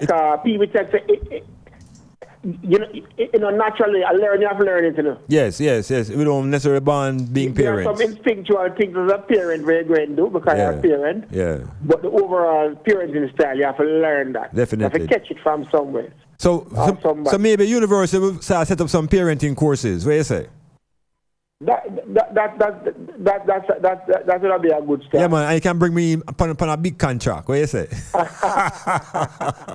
Christopher, Professor. I don't make those decisions. Professor. But the point is noted. Yes, Professor, so we have a reason again. Seeing? Yeah, man, anytime. Yeah, man, and we give thanks for sharing the knowledge that is within those walls up there that the people at the ground would love to get more of. You know what I mean? Yeah, man. Yeah, right. But the people knowledge still in the car. Without the people, there's no knowledge. True. Are the people that we're going to talk to in an interview. And just formulate it in a nicer way. That called language. And call it ego and super ego. And all them and either and them things. Well, the framework is about the I, the me, and the self. That is the Black Trinity. So we just put away everything else. Yes, my brother. Another time. All right. Yeah, cool.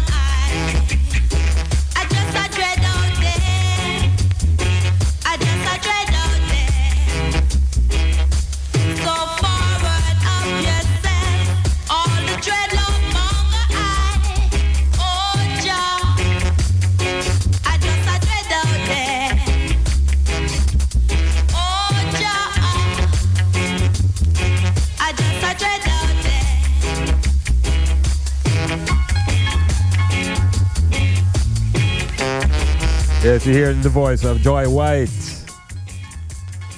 my second wife. Yeah.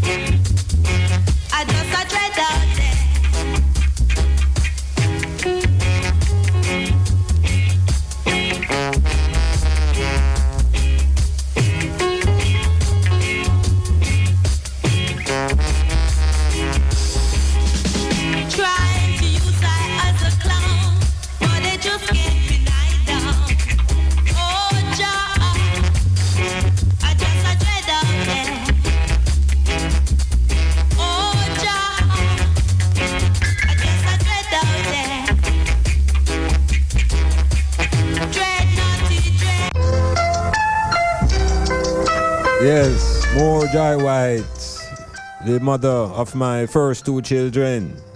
Yes, she is.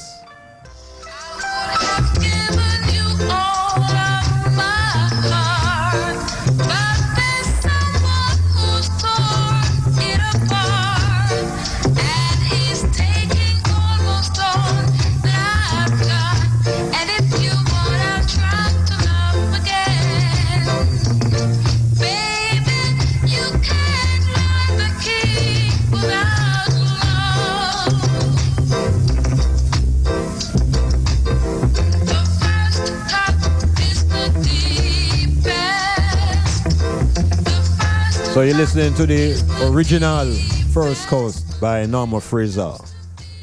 We're gonna give you the first cut now by Songstress, Joy White.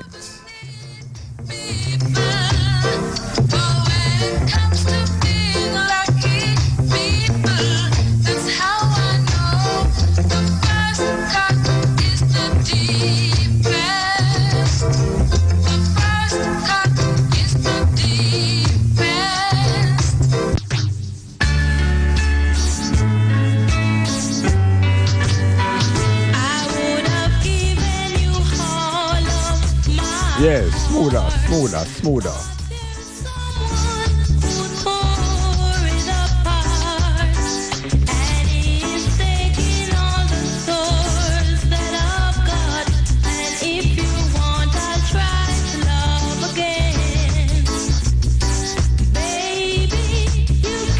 Yes, Sister Joy now lives in Germany. Yes, domiciled in Germany. Good voice.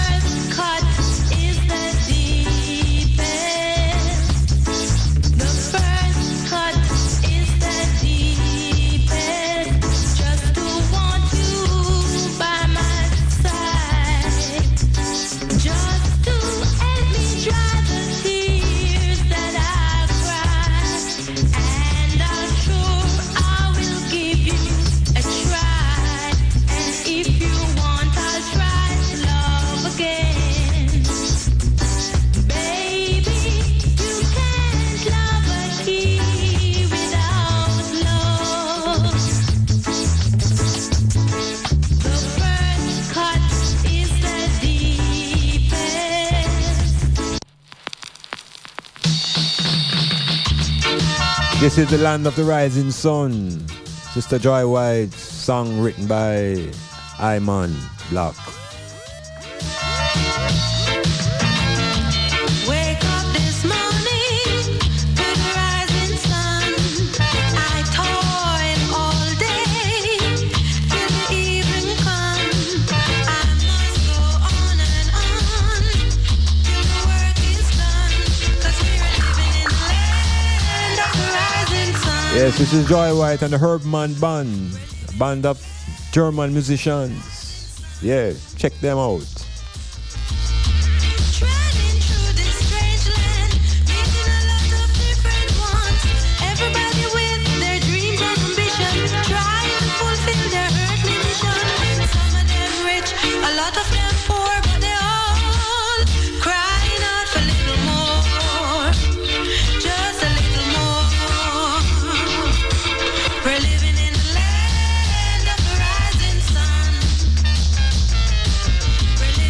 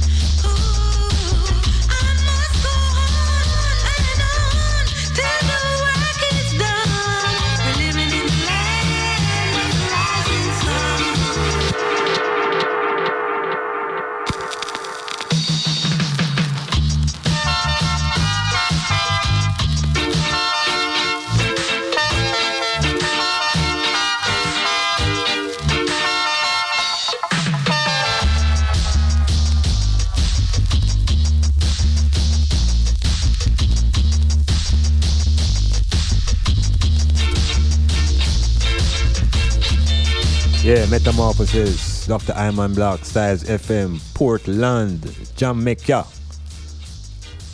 And we're still in the Metamorphosis.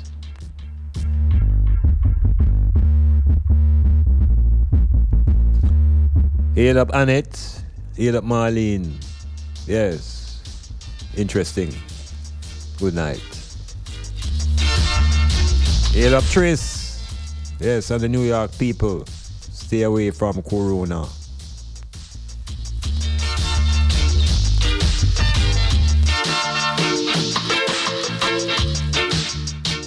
Everything is going fine. Yes, blessed love. This is Denver Morgan saying, tune into the Metamorphosis with Dr. Iman Blak every Monday night from 9 p.m. to midnight.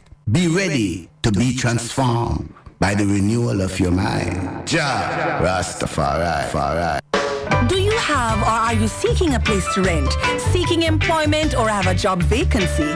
Are you selling a car or having a garage sale? Then come see us. Let Styles do the advertising for you and you'll be on your way in no time. Contact us at 876-286-9216 or 439-5160. Advertising Style. Advertise with Styles. Native Audio Stage and Lighting, now offering stage, lighting, and truss systems for your small and medium-sized events. Whether it's a stage show, concert, drama play, wedding, street party, or club setting, you name it, we'll bring it to life. Call us at 871-5212 or 844-6531. Native Audio Stage and Lighting, a sponsor of In the Know of the Law with Sergeant Delrose Green and also Real Talk with Lady Cleo and Daddy Rude. Remember Stylzfm on social media. View us on YouTube, Stylzfm Radio. Follow us on Instagram at Stylzfm. Like us on Twitter at Stylzfm961. Become a fan on Facebook, Stylzfm 96.1. Boundbrook Hilltop Guest House, conveniently located at 15 Boundbrook Crescent, Port Antonio. For a large space of single and double rooms at reasonable rate, Wi-Fi, cable TV, breakfast to order, 24-hour security, CC cameras, parking, snack bar and lounge. Beautiful scenery of the Caribbean Sea. We're willing to assist with additional accommodation, such as fridge in your room, coffee machine, and so much more. Boundbrook Hilltop Guest House, proud sponsor of the Metamorphosis with Dr. Iman Blak, live on Stylzfm, Mondays, 9 p.m. to midnight. Call Boundbrook Hilltop Guest House at 715-1644.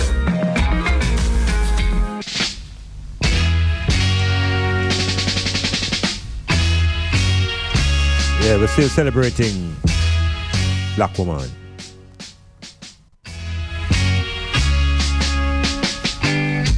The sound of your footsteps telling me that you're near. Your soft, gentle motions, baby, brings out the need in me that no one can hear. It's entered in my midnight confessions when I tell the world that I love you. In my midnight confessions when I say all the things that I want to. Yeah, like I love you. What the little gold ring you wear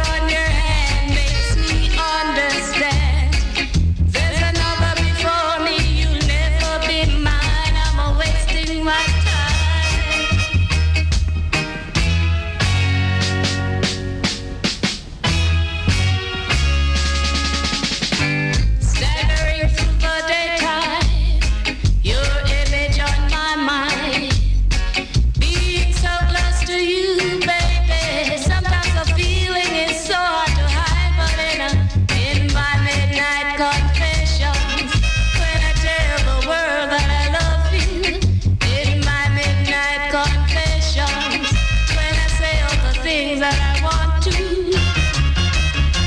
like I love.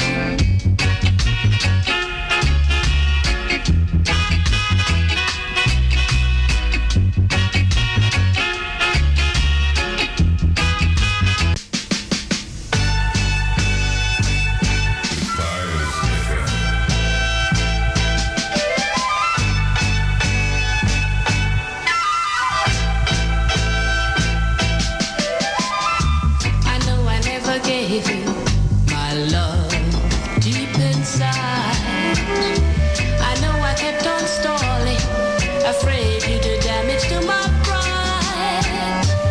My love was only a young love, but grown up am I to give real love, baby. I'm ready now for the love that a woman should give to a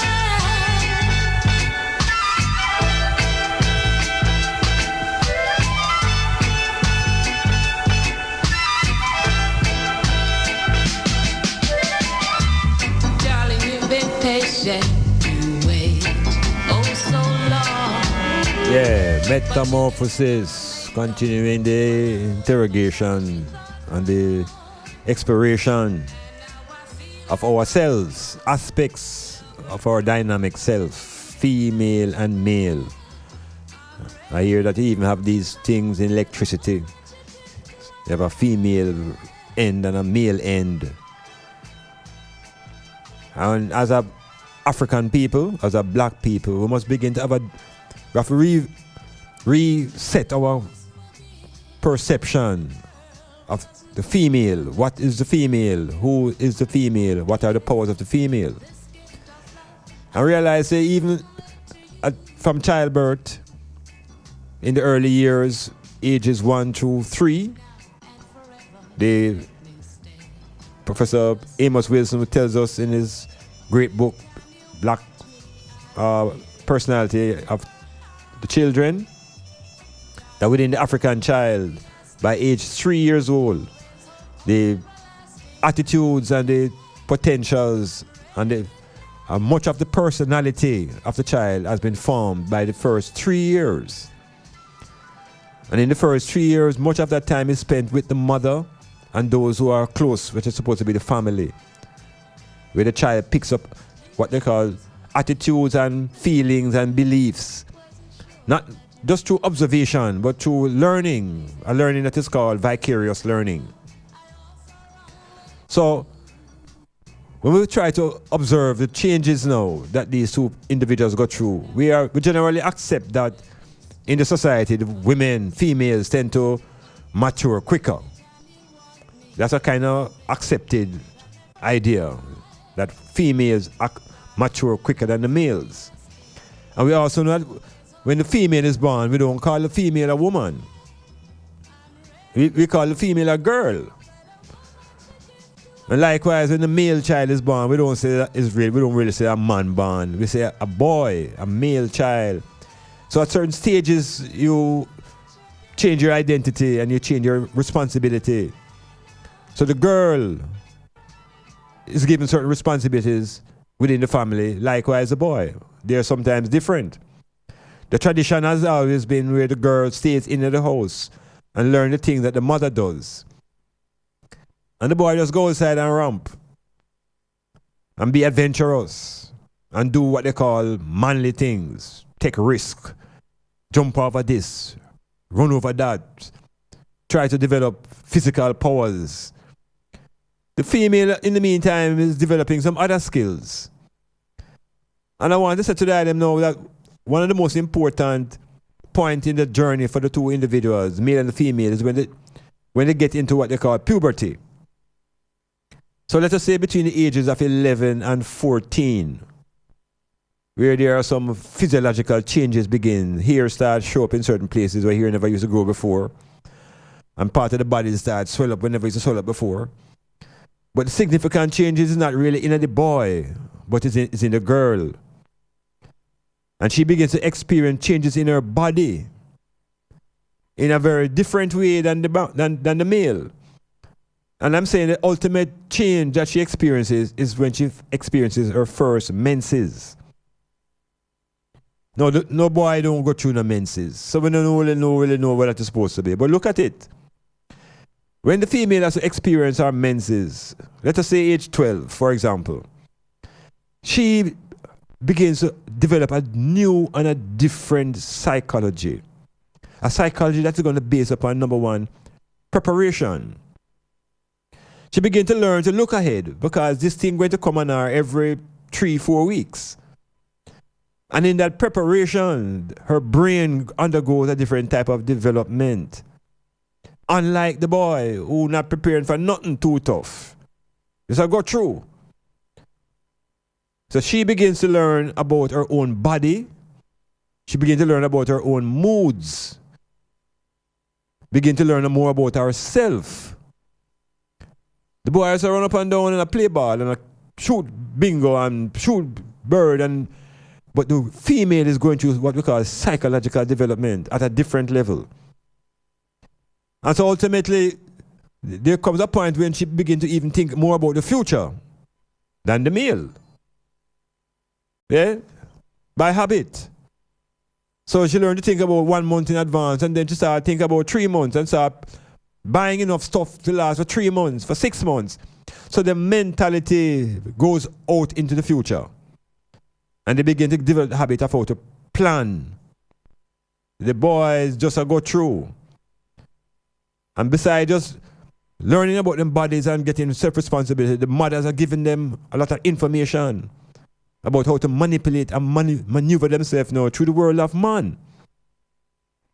They're giving some information, the boys them kind of left alone for trial and error. So there are some serious differences that we need to address. And then now we turn around and tell the boys that they must become the hunters and that they must hunt women. And we tell the women that they are the praise and they must just be harmless and helpless because the males shall come to their rescue. These are some European movies where this white man ride up and rescue the woman out of the damsel in danger and put her on a horseback and they ride off into the sunset. We're not into that. We're not into that. It's not realistic. Neither for the woman to expect the male to be doing those things, nor for the male to be doing these things. We have to stop and think. The male is never, ever a hunter. And in the real life, it is a woman who really hunts men. They don't have to hunt directly. They can just organize themselves as attractions. And without moving a muscle too much, the man seeks their attention. Ultimately, to be captured, thinking that he is in charge. What a thing.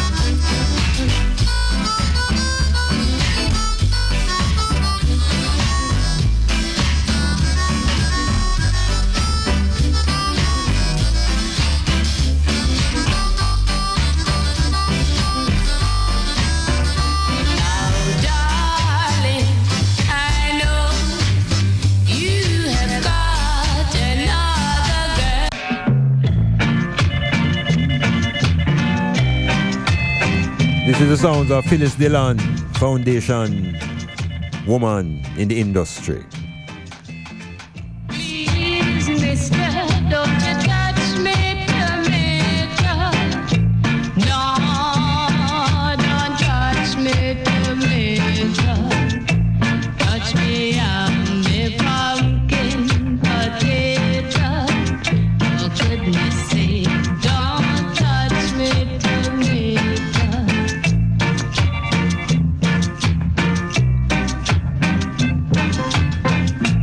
Touch me this, touch me that, touch me everything I got. Touch me plum, me apples too. But here's one thing you just can't do. All you do is feel up, ain't you tired of feel up? Yes, them metaphorical talk about tomato and touch and feel up. You know, we get a lot of that metaphorical talk also in the King James Bible. And I wanted us to go into that direction now to look at women. Women in the Bible. Yeah, black women. Where is your history? Are you in the Bible? And what role are you projected with in the Bible? And we have black women in Bible history. We also have black women in Africa's history. And we want to define which history is more ancient. Is it the Bible history or is it history of Africa? And when we look into African history, the women go as far back as 3 million years ago when they said they found Lucy, artifact of the first or one of the most ancient artifacts of a female. It was over 1 million, 3 million years old. So, how do we, as women, lock up in the safe now in a book called the Bible?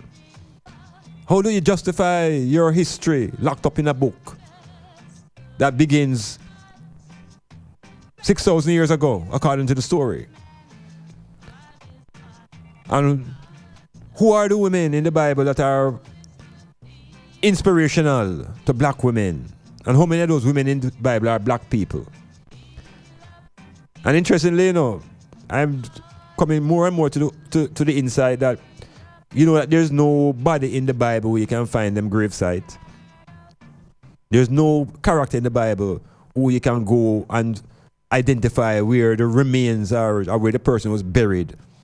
We are recovering ancient mummies and artifacts out of ancient Africa to show you our ancestors living 5,000-6,000 years ago. To date, there is no gravesite, no tomb, no memorial, nothing left of anybody in the Bible who died. So you make it one of these people were real. Yeah, were they real people? Because how is it they all have died and there's nowhere you can go in the world and find something to commemorate them life? But then we get these histories out of the Bible now, and the women in the world, black women now, they more pile up behind the Adam and Eve story. And they all speak about Cain killing Abel and running away and finding another woman. So here comes another woman. Nobody don't know her name. Nobody knows her culture. Nobody knows her identity. But you're supposed to be a woman. So I am saying to the woman in the world, it's just so scatter. Only so disorganized in the beginning within biblical history. And who is Ruth? Is the only woman we hear in the Bible with a book named after her, Ruth. But who is Ruth? Ruth what? What should do? Which black set of people should to come from and help to liberate and set free? So I don't understand all the women are so all embracing of this Bible, and there's no history of the black woman in there. So we hear about Eve, and they don't put any racial identity to Eve. They don't tell you whether Eve was a Chinese woman. You don't know whether Eve was a white woman. But as a little boy growing up, that was the only thing I could think of, that Adam and Eve were white people. Because the whole impression was that God was white and the angels were white and the first people were white. So then, that was my impression as a little child. I couldn't explain where black woman come from. Because Eve was a white woman. And then the story goes on now about sisters and generations being formed. We don't know none of the names of these women. And the story goes from Adam straight to Noah. And the world is destroyed. And there live 4 men and 4 women. And we don't know nothing about these 4 women. Nothing at all. No names. No cultural identity. Just 4 women. And we are to hold the story now that is from these 4 women now, the rest of the world will be repopulated. Black woman sleeping. This is a dream business. So, the 4 sons of Noah, according to the mythology, had 4 wives. So which one of them was black woman? Which one of them 4 women is the black? Where is the African woman in that story to restart Lord God's world? Because if Lord God wash out the world, and leave these 8 people and leave 4 men and 4 women, how much of them 4 women is African? Where them name and where them come from and where them go? Because if you can't explain that, you can't tell me nothing further in the story, You can't call any other name or any other woman in that story because everything else will be fictitious. So we want the black woman them now, celebrate International Women's Day, and they better know where they come from. Because you couldn't really come out of that book. You couldn't come out of a flood. And in that flood, the entire black population is wiped out. Where was Africa during the flood? Where were the African queens and kings during that flood of Noah? So we have to check carefully. Black woman history. Where on a day? Is it just a fiction that in the Bible? What is in the role in the Bible? We have our real history of our Tubman liberating black people on the plantations of North America. Who is the hero in black woman history in the Bible? It's pure man. It's pure man. And when we hear about women, we hear like a lot, and then lot have some daughters who have to rape him to have children. I want a woman tell me those events and activities is part of black woman history. Because I doubt it strongly. You must begin to doubt it. Also, even stronger than Iman. Because it depicts you, the black woman. Where is it in the Bible? Where is it in the Bible as a black woman? Where is it in the book of Revelations? Where is it? It's pure man visualizing and imaging. Not satisfied. As my brethren, Dr. Professor Charles said, I grew up among strong women. Women who were self-reliant, who knew how to turn them hand and make fashion and to create money. Never beggy, never wanty, self-reliant and powerful. This is what we want the woman to restore herself. Yeah, metamorphosis.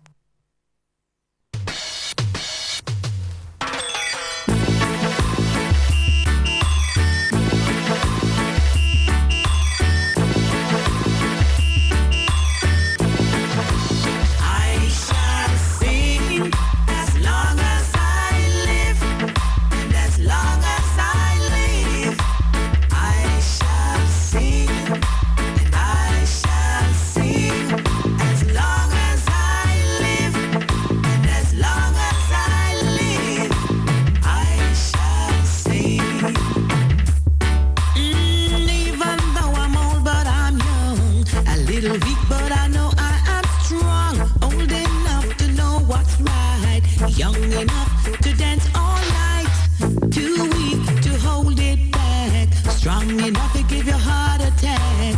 The situation sweet my soul, as long as I live I shall sing, as long as I live, and as long as I live I shall sing, and I shall sing,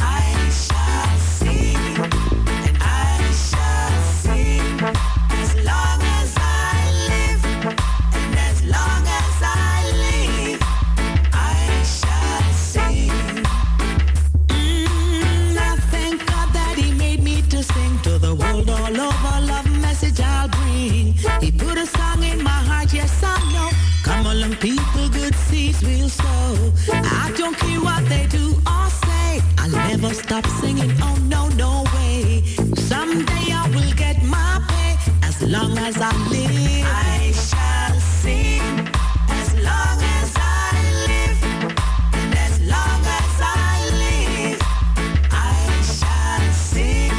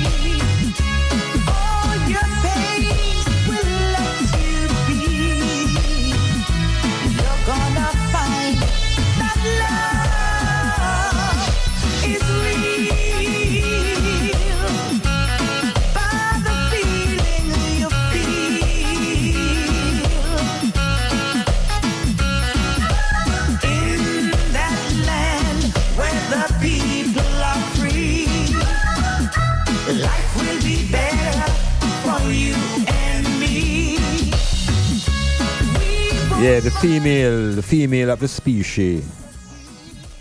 We hear that she is to be called woman.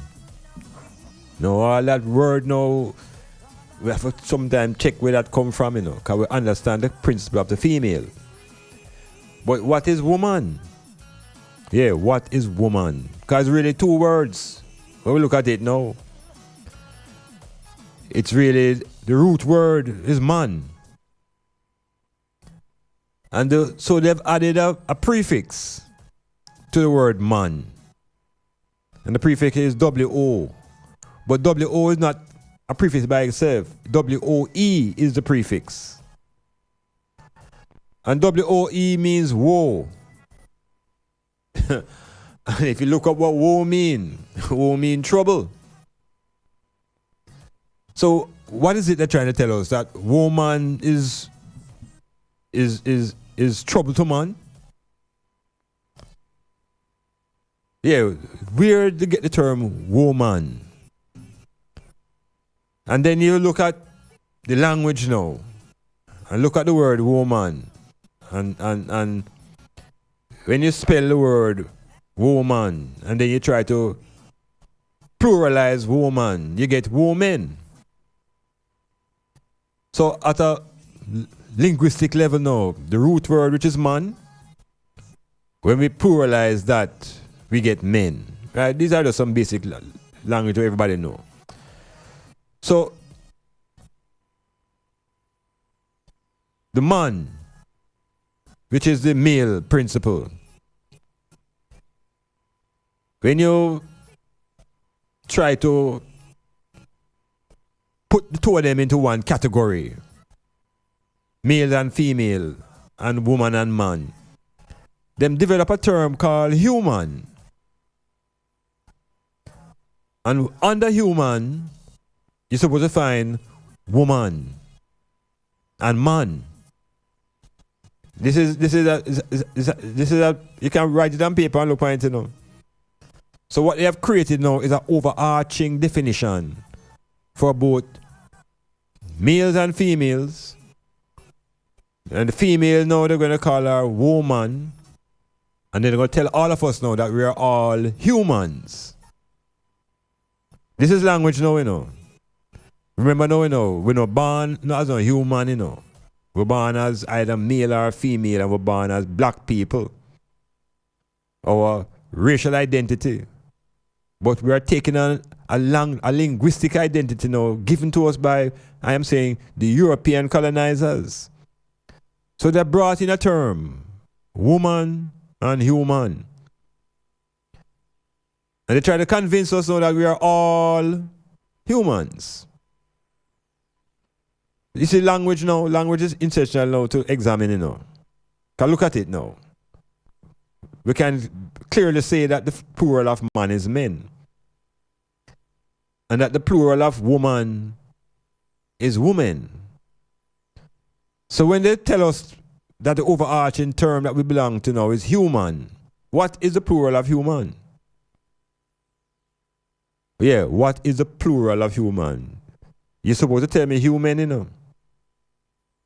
But you can't tell me human because them say it's humans. So you put the S now against human. You don't turn the man into men, you know.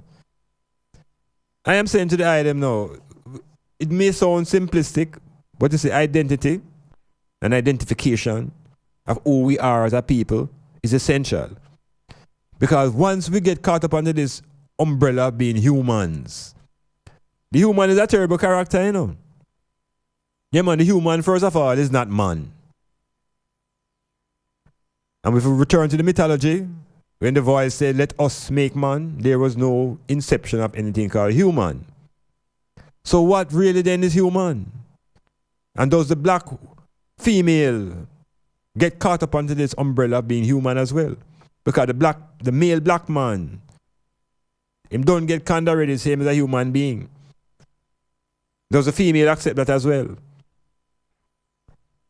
The human construct came about through European scientific research and reasoning, and primarily through the work of one Charles Darwin, European scientist and explorer. And Charles Darwin was the man who developed the theory of evolution. And this theory of evolution is used to explain how what they call humans appeared on the planet. Now, as a black man, I am in Africa watching and listening to these people describe the story about humans coming on the planet. And their explanation is that the humans evolved from the animal kingdom. Yeah, that humans are really the highest form of animal. you watch it now. The divine man, you know, the divine man, which is I and I, males and females. We are now being put into a category of human beings who are coming from the ape lineage. In other words, now, them say we are evolved out of the ape dynasty. And that the highest form of the ape life is the human. So if you follow that line of reason too much, you begin to deny your reality of being an African and being a divine being. You are now connecting yourself to an animal history because you want to define yourself as humans. But the humans are the most destructive life forms on the planet. It's the humans know why we're experiencing even the coronavirus, you know. It's humans. Yeah, these products that came out of the Australopithecus man, that became the Java man and the Peking man, that became the Homo erectus, that eventually became the Homo sapien. This is an evolution of European people coming out of the ape lineage, and they have no apologies for claiming to be ape men. They have a history of being in the Stone Age, and they are not ashamed to show you the movies called Planet of the Apes. It is the black people now who have a problem linking up with that type of ideology because deep in our psyche, we don't really come from the animal. We don't come from the gorilla. We don't come from the orangutan. We don't come from the primates. But because the gorilla is tall with long black hair, the impression is that the gorilla is black, but the gorilla is not black. If you shave the black hair of the gorilla is Caucasian. Look at his bottom. Metamorphosis.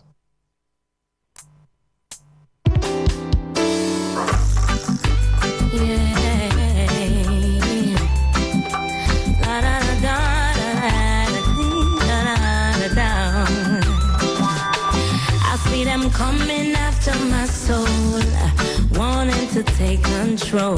Wanna give me laughs, wanna give me bling, wanna give me all the material things.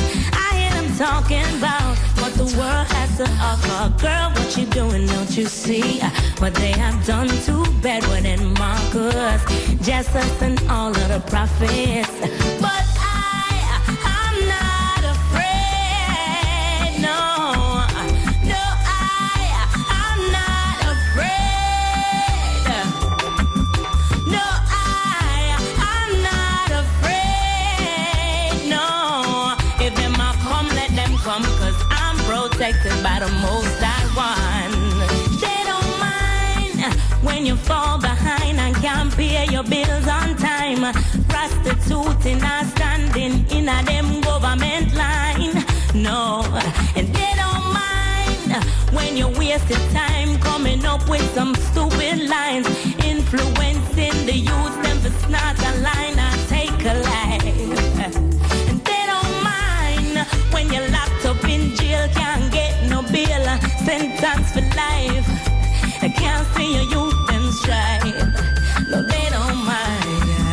But I'm not afraid, no, no, I'm not afraid, no, I'm not afraid. And I ask the question again, who is the greatest woman in the Bible?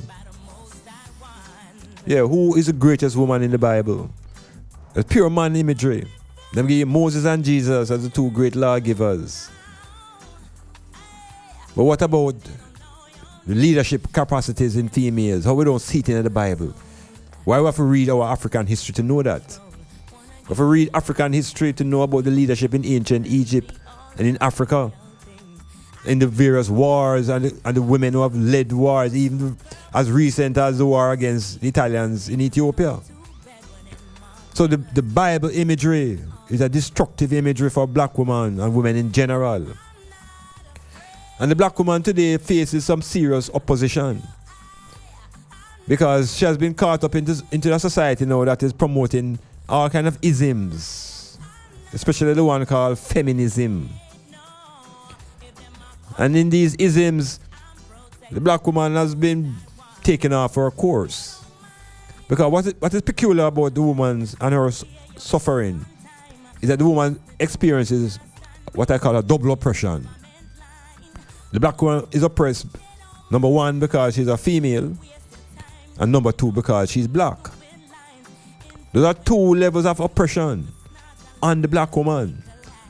And she is under a different duress than the male. So her methodology and her concern for her children have always been oftentimes at the center of her existence. And in that desire to maintain children, this is where the society can make it more difficult. Because we're talking about now income earning, where in the previous generations, the male was considered to be the breadwinner and the provider. We're living in a time now where that's not relative anymore. It's not practical. Everybody has to have the ability to earn.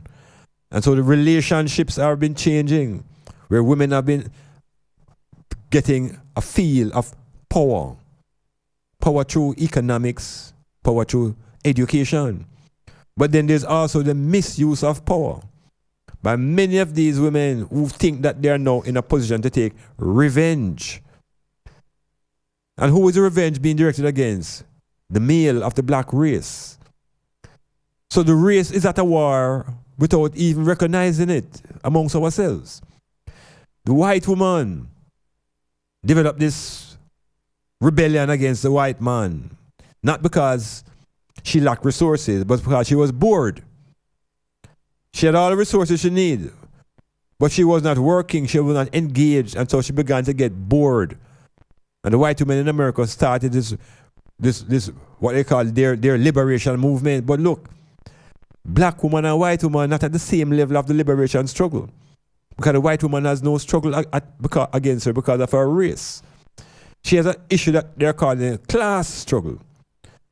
And so a lot of black women get confused and have joined these white women in their liberation movement. But in that liberation, they have separated themselves from black man. The white woman has not separated herself from her white man. She still have her white man. The black women have misread this feminist movement. And have begin to move in a direction where it is actually destroying the fabrics that will make up a family. So you have a lot of educated, powerful women without any family, without any husband, without any man, without any children. We have to check what we're doing. We talk about the women them who have been moved into these new positions of power and feel as though what happens to them auntie mustn't happen to them, and then we make sure that the man who did this to them. And so the European man has left us to war amongst ourselves at different levels. So we still have the females now who will insist that the man must mind them. And we still have the man them who thinks that their responsibility is to mind the female. And in this mining, there's a concept now of ownership, where you think you own where you're mining. And whenever that relationship, particularly the woman decides to move away now, the man can't manage it because improperty leaving him. And the women are not so innocent because they have also been encouraging the male to think, say, him own them. So we have to break down this little Mickey Mouse game and begin to try to create relationship based upon real meaning. And the first meaning should be about care. So if you really don't care for the person, then why try to extend and get the relationship into a deeper level? So we have to work on ourselves. We have to recognize that the female is not powerless. That the female can communicate without language because she has mastered the art of body language. And the body language trigger enough man's brain. So she has not said anything with her mouth, but her body has spoken, and the man followed the cue. We need more honesty. We have to know whether the relationship is based upon the money, or is based upon the sex, or it is both, or it is neither. What is the foundation of a relationship? Why do people come together? Sometimes, if that is clear, then there's no problem.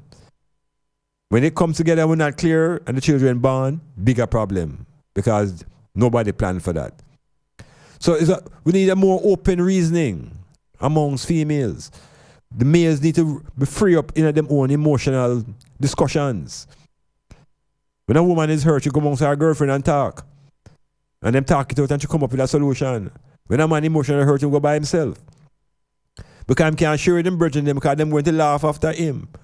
And let him feel as though he's less of a man because X, Y, Z. So the ultimate term, as Professor was speaking about, this thing called ego, we have to, as a male, as man, we have to bring the ego under control. We have to actually bring the ego to its death. We have to kill that ego. And if the male kill the ego, and we ask him, say, what is left? What is left if your ego was to die? You'll be left with the consciousness of I. Metamorphosis. Give thanks, Sloat, and fair represent Love Star Music is blessed. How many charities do they need to have for Africa when Africa has all she needs?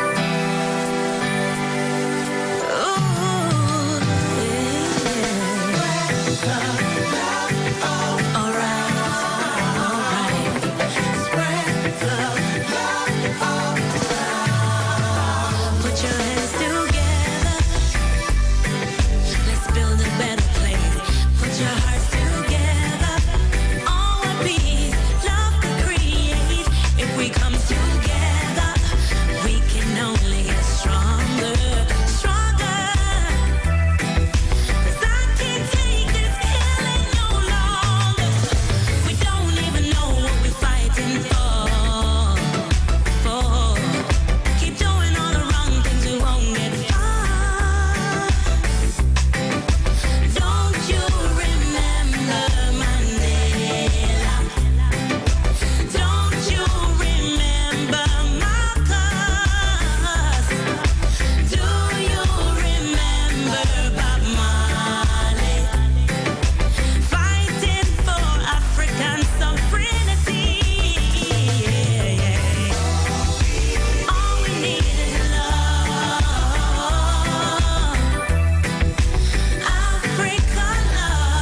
Yeah, all we really need amongst ourselves now is African love, because see, the war that we are fighting is a war for our existence. It's a war of survival.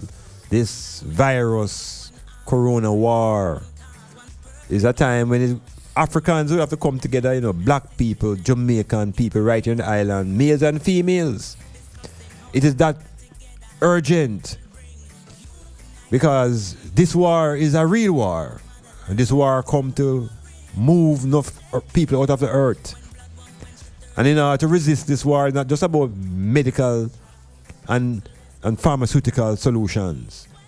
It's also about social and hygienic and psychological issues. It's a time when we have to really be unified in our attempt to preserve ourselves. The world is undergoing some crippling field experiences now. The economy is undergoing shrinking. The woes of human beings are multiplying. Countries are experiencing lockdown.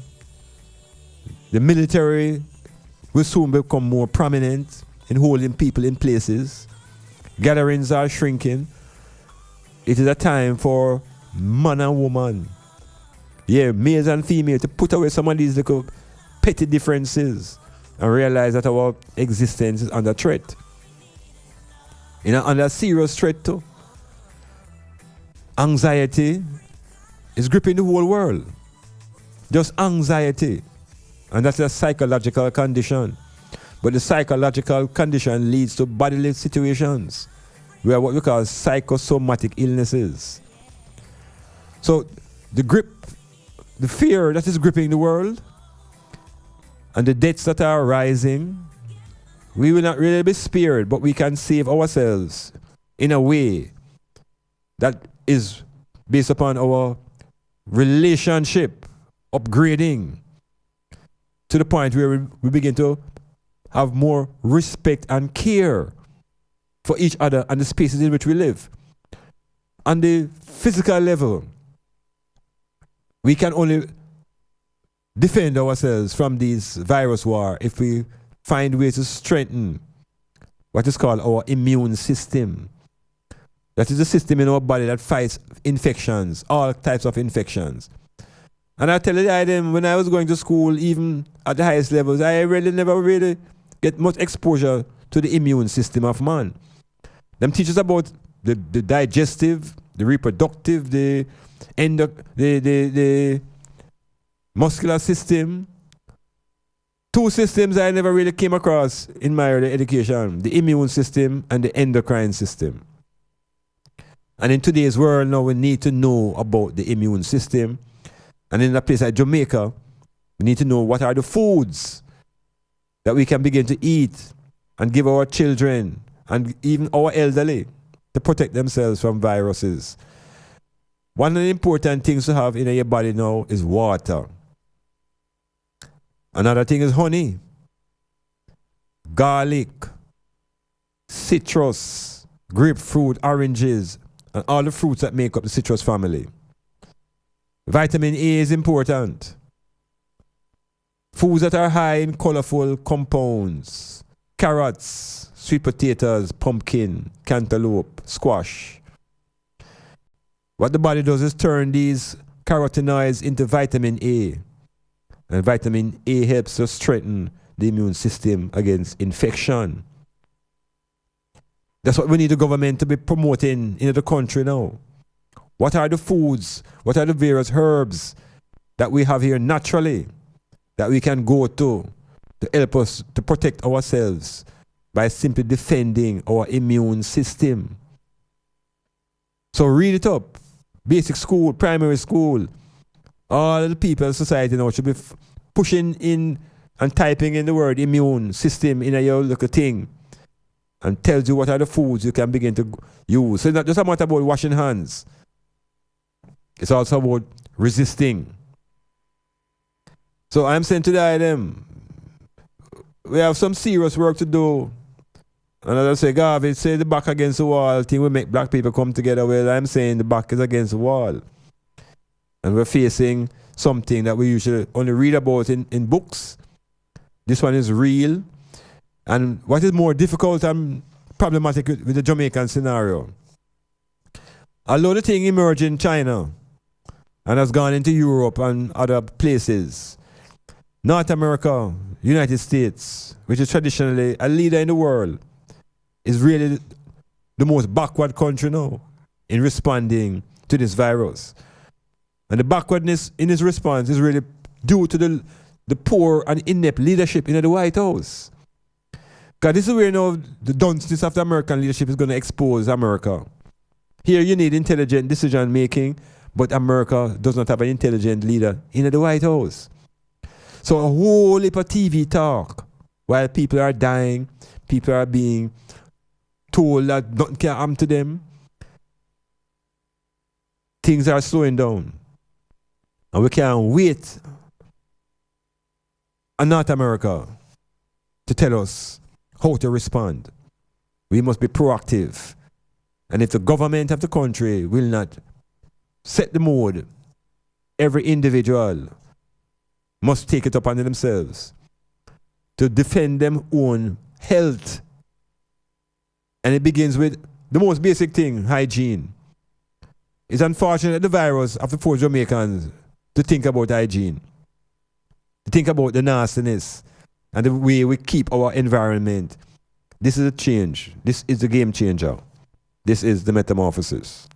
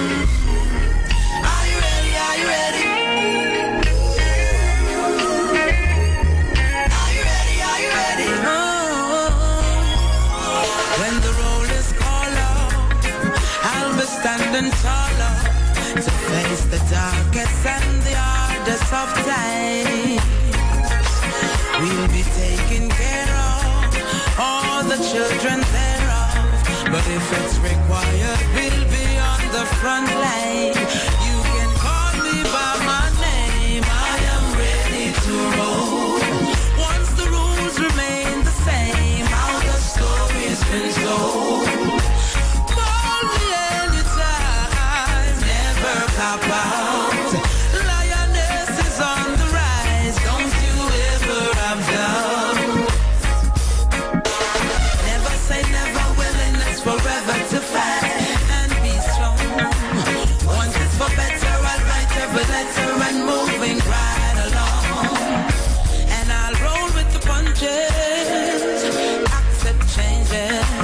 Work with the formula, do what I have to do.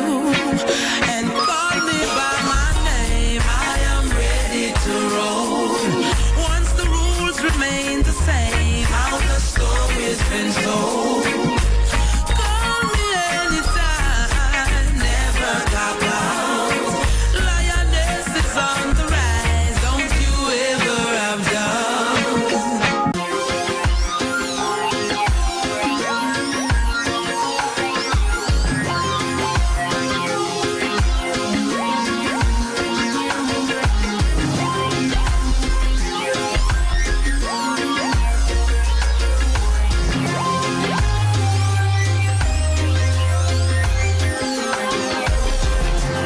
I stand firm on my own 2 feet, and I won't ever accept defeat. My success is destined to come, 'cause my heart is willing and my spirit is strong. Yeah, I'm saying to be European is to be human. Yeah, to be European is to be human. And to be African is to be divine man. There is a difference between human and divine man. Real.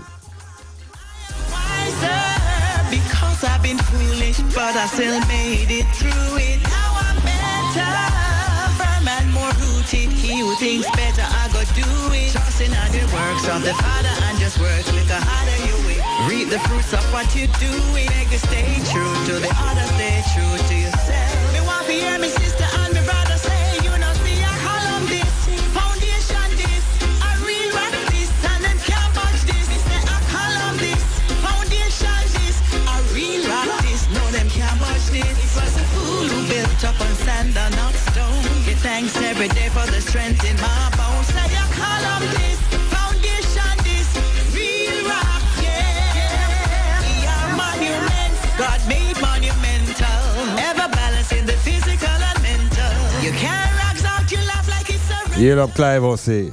Yeah.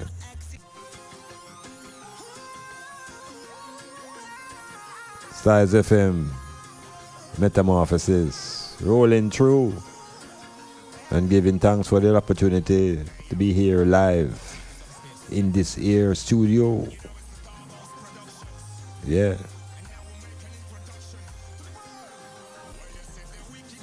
We have to prepare for the category 9. It's on the way. Unheard of. Unseen. With the discipline, mental discipline, less anxiety, more cooperation. It is the ultimate test. So let us not fail. We can't afford it. Failure cannot be processed by eye black brain. So make us think constructively and think positively as we face this war.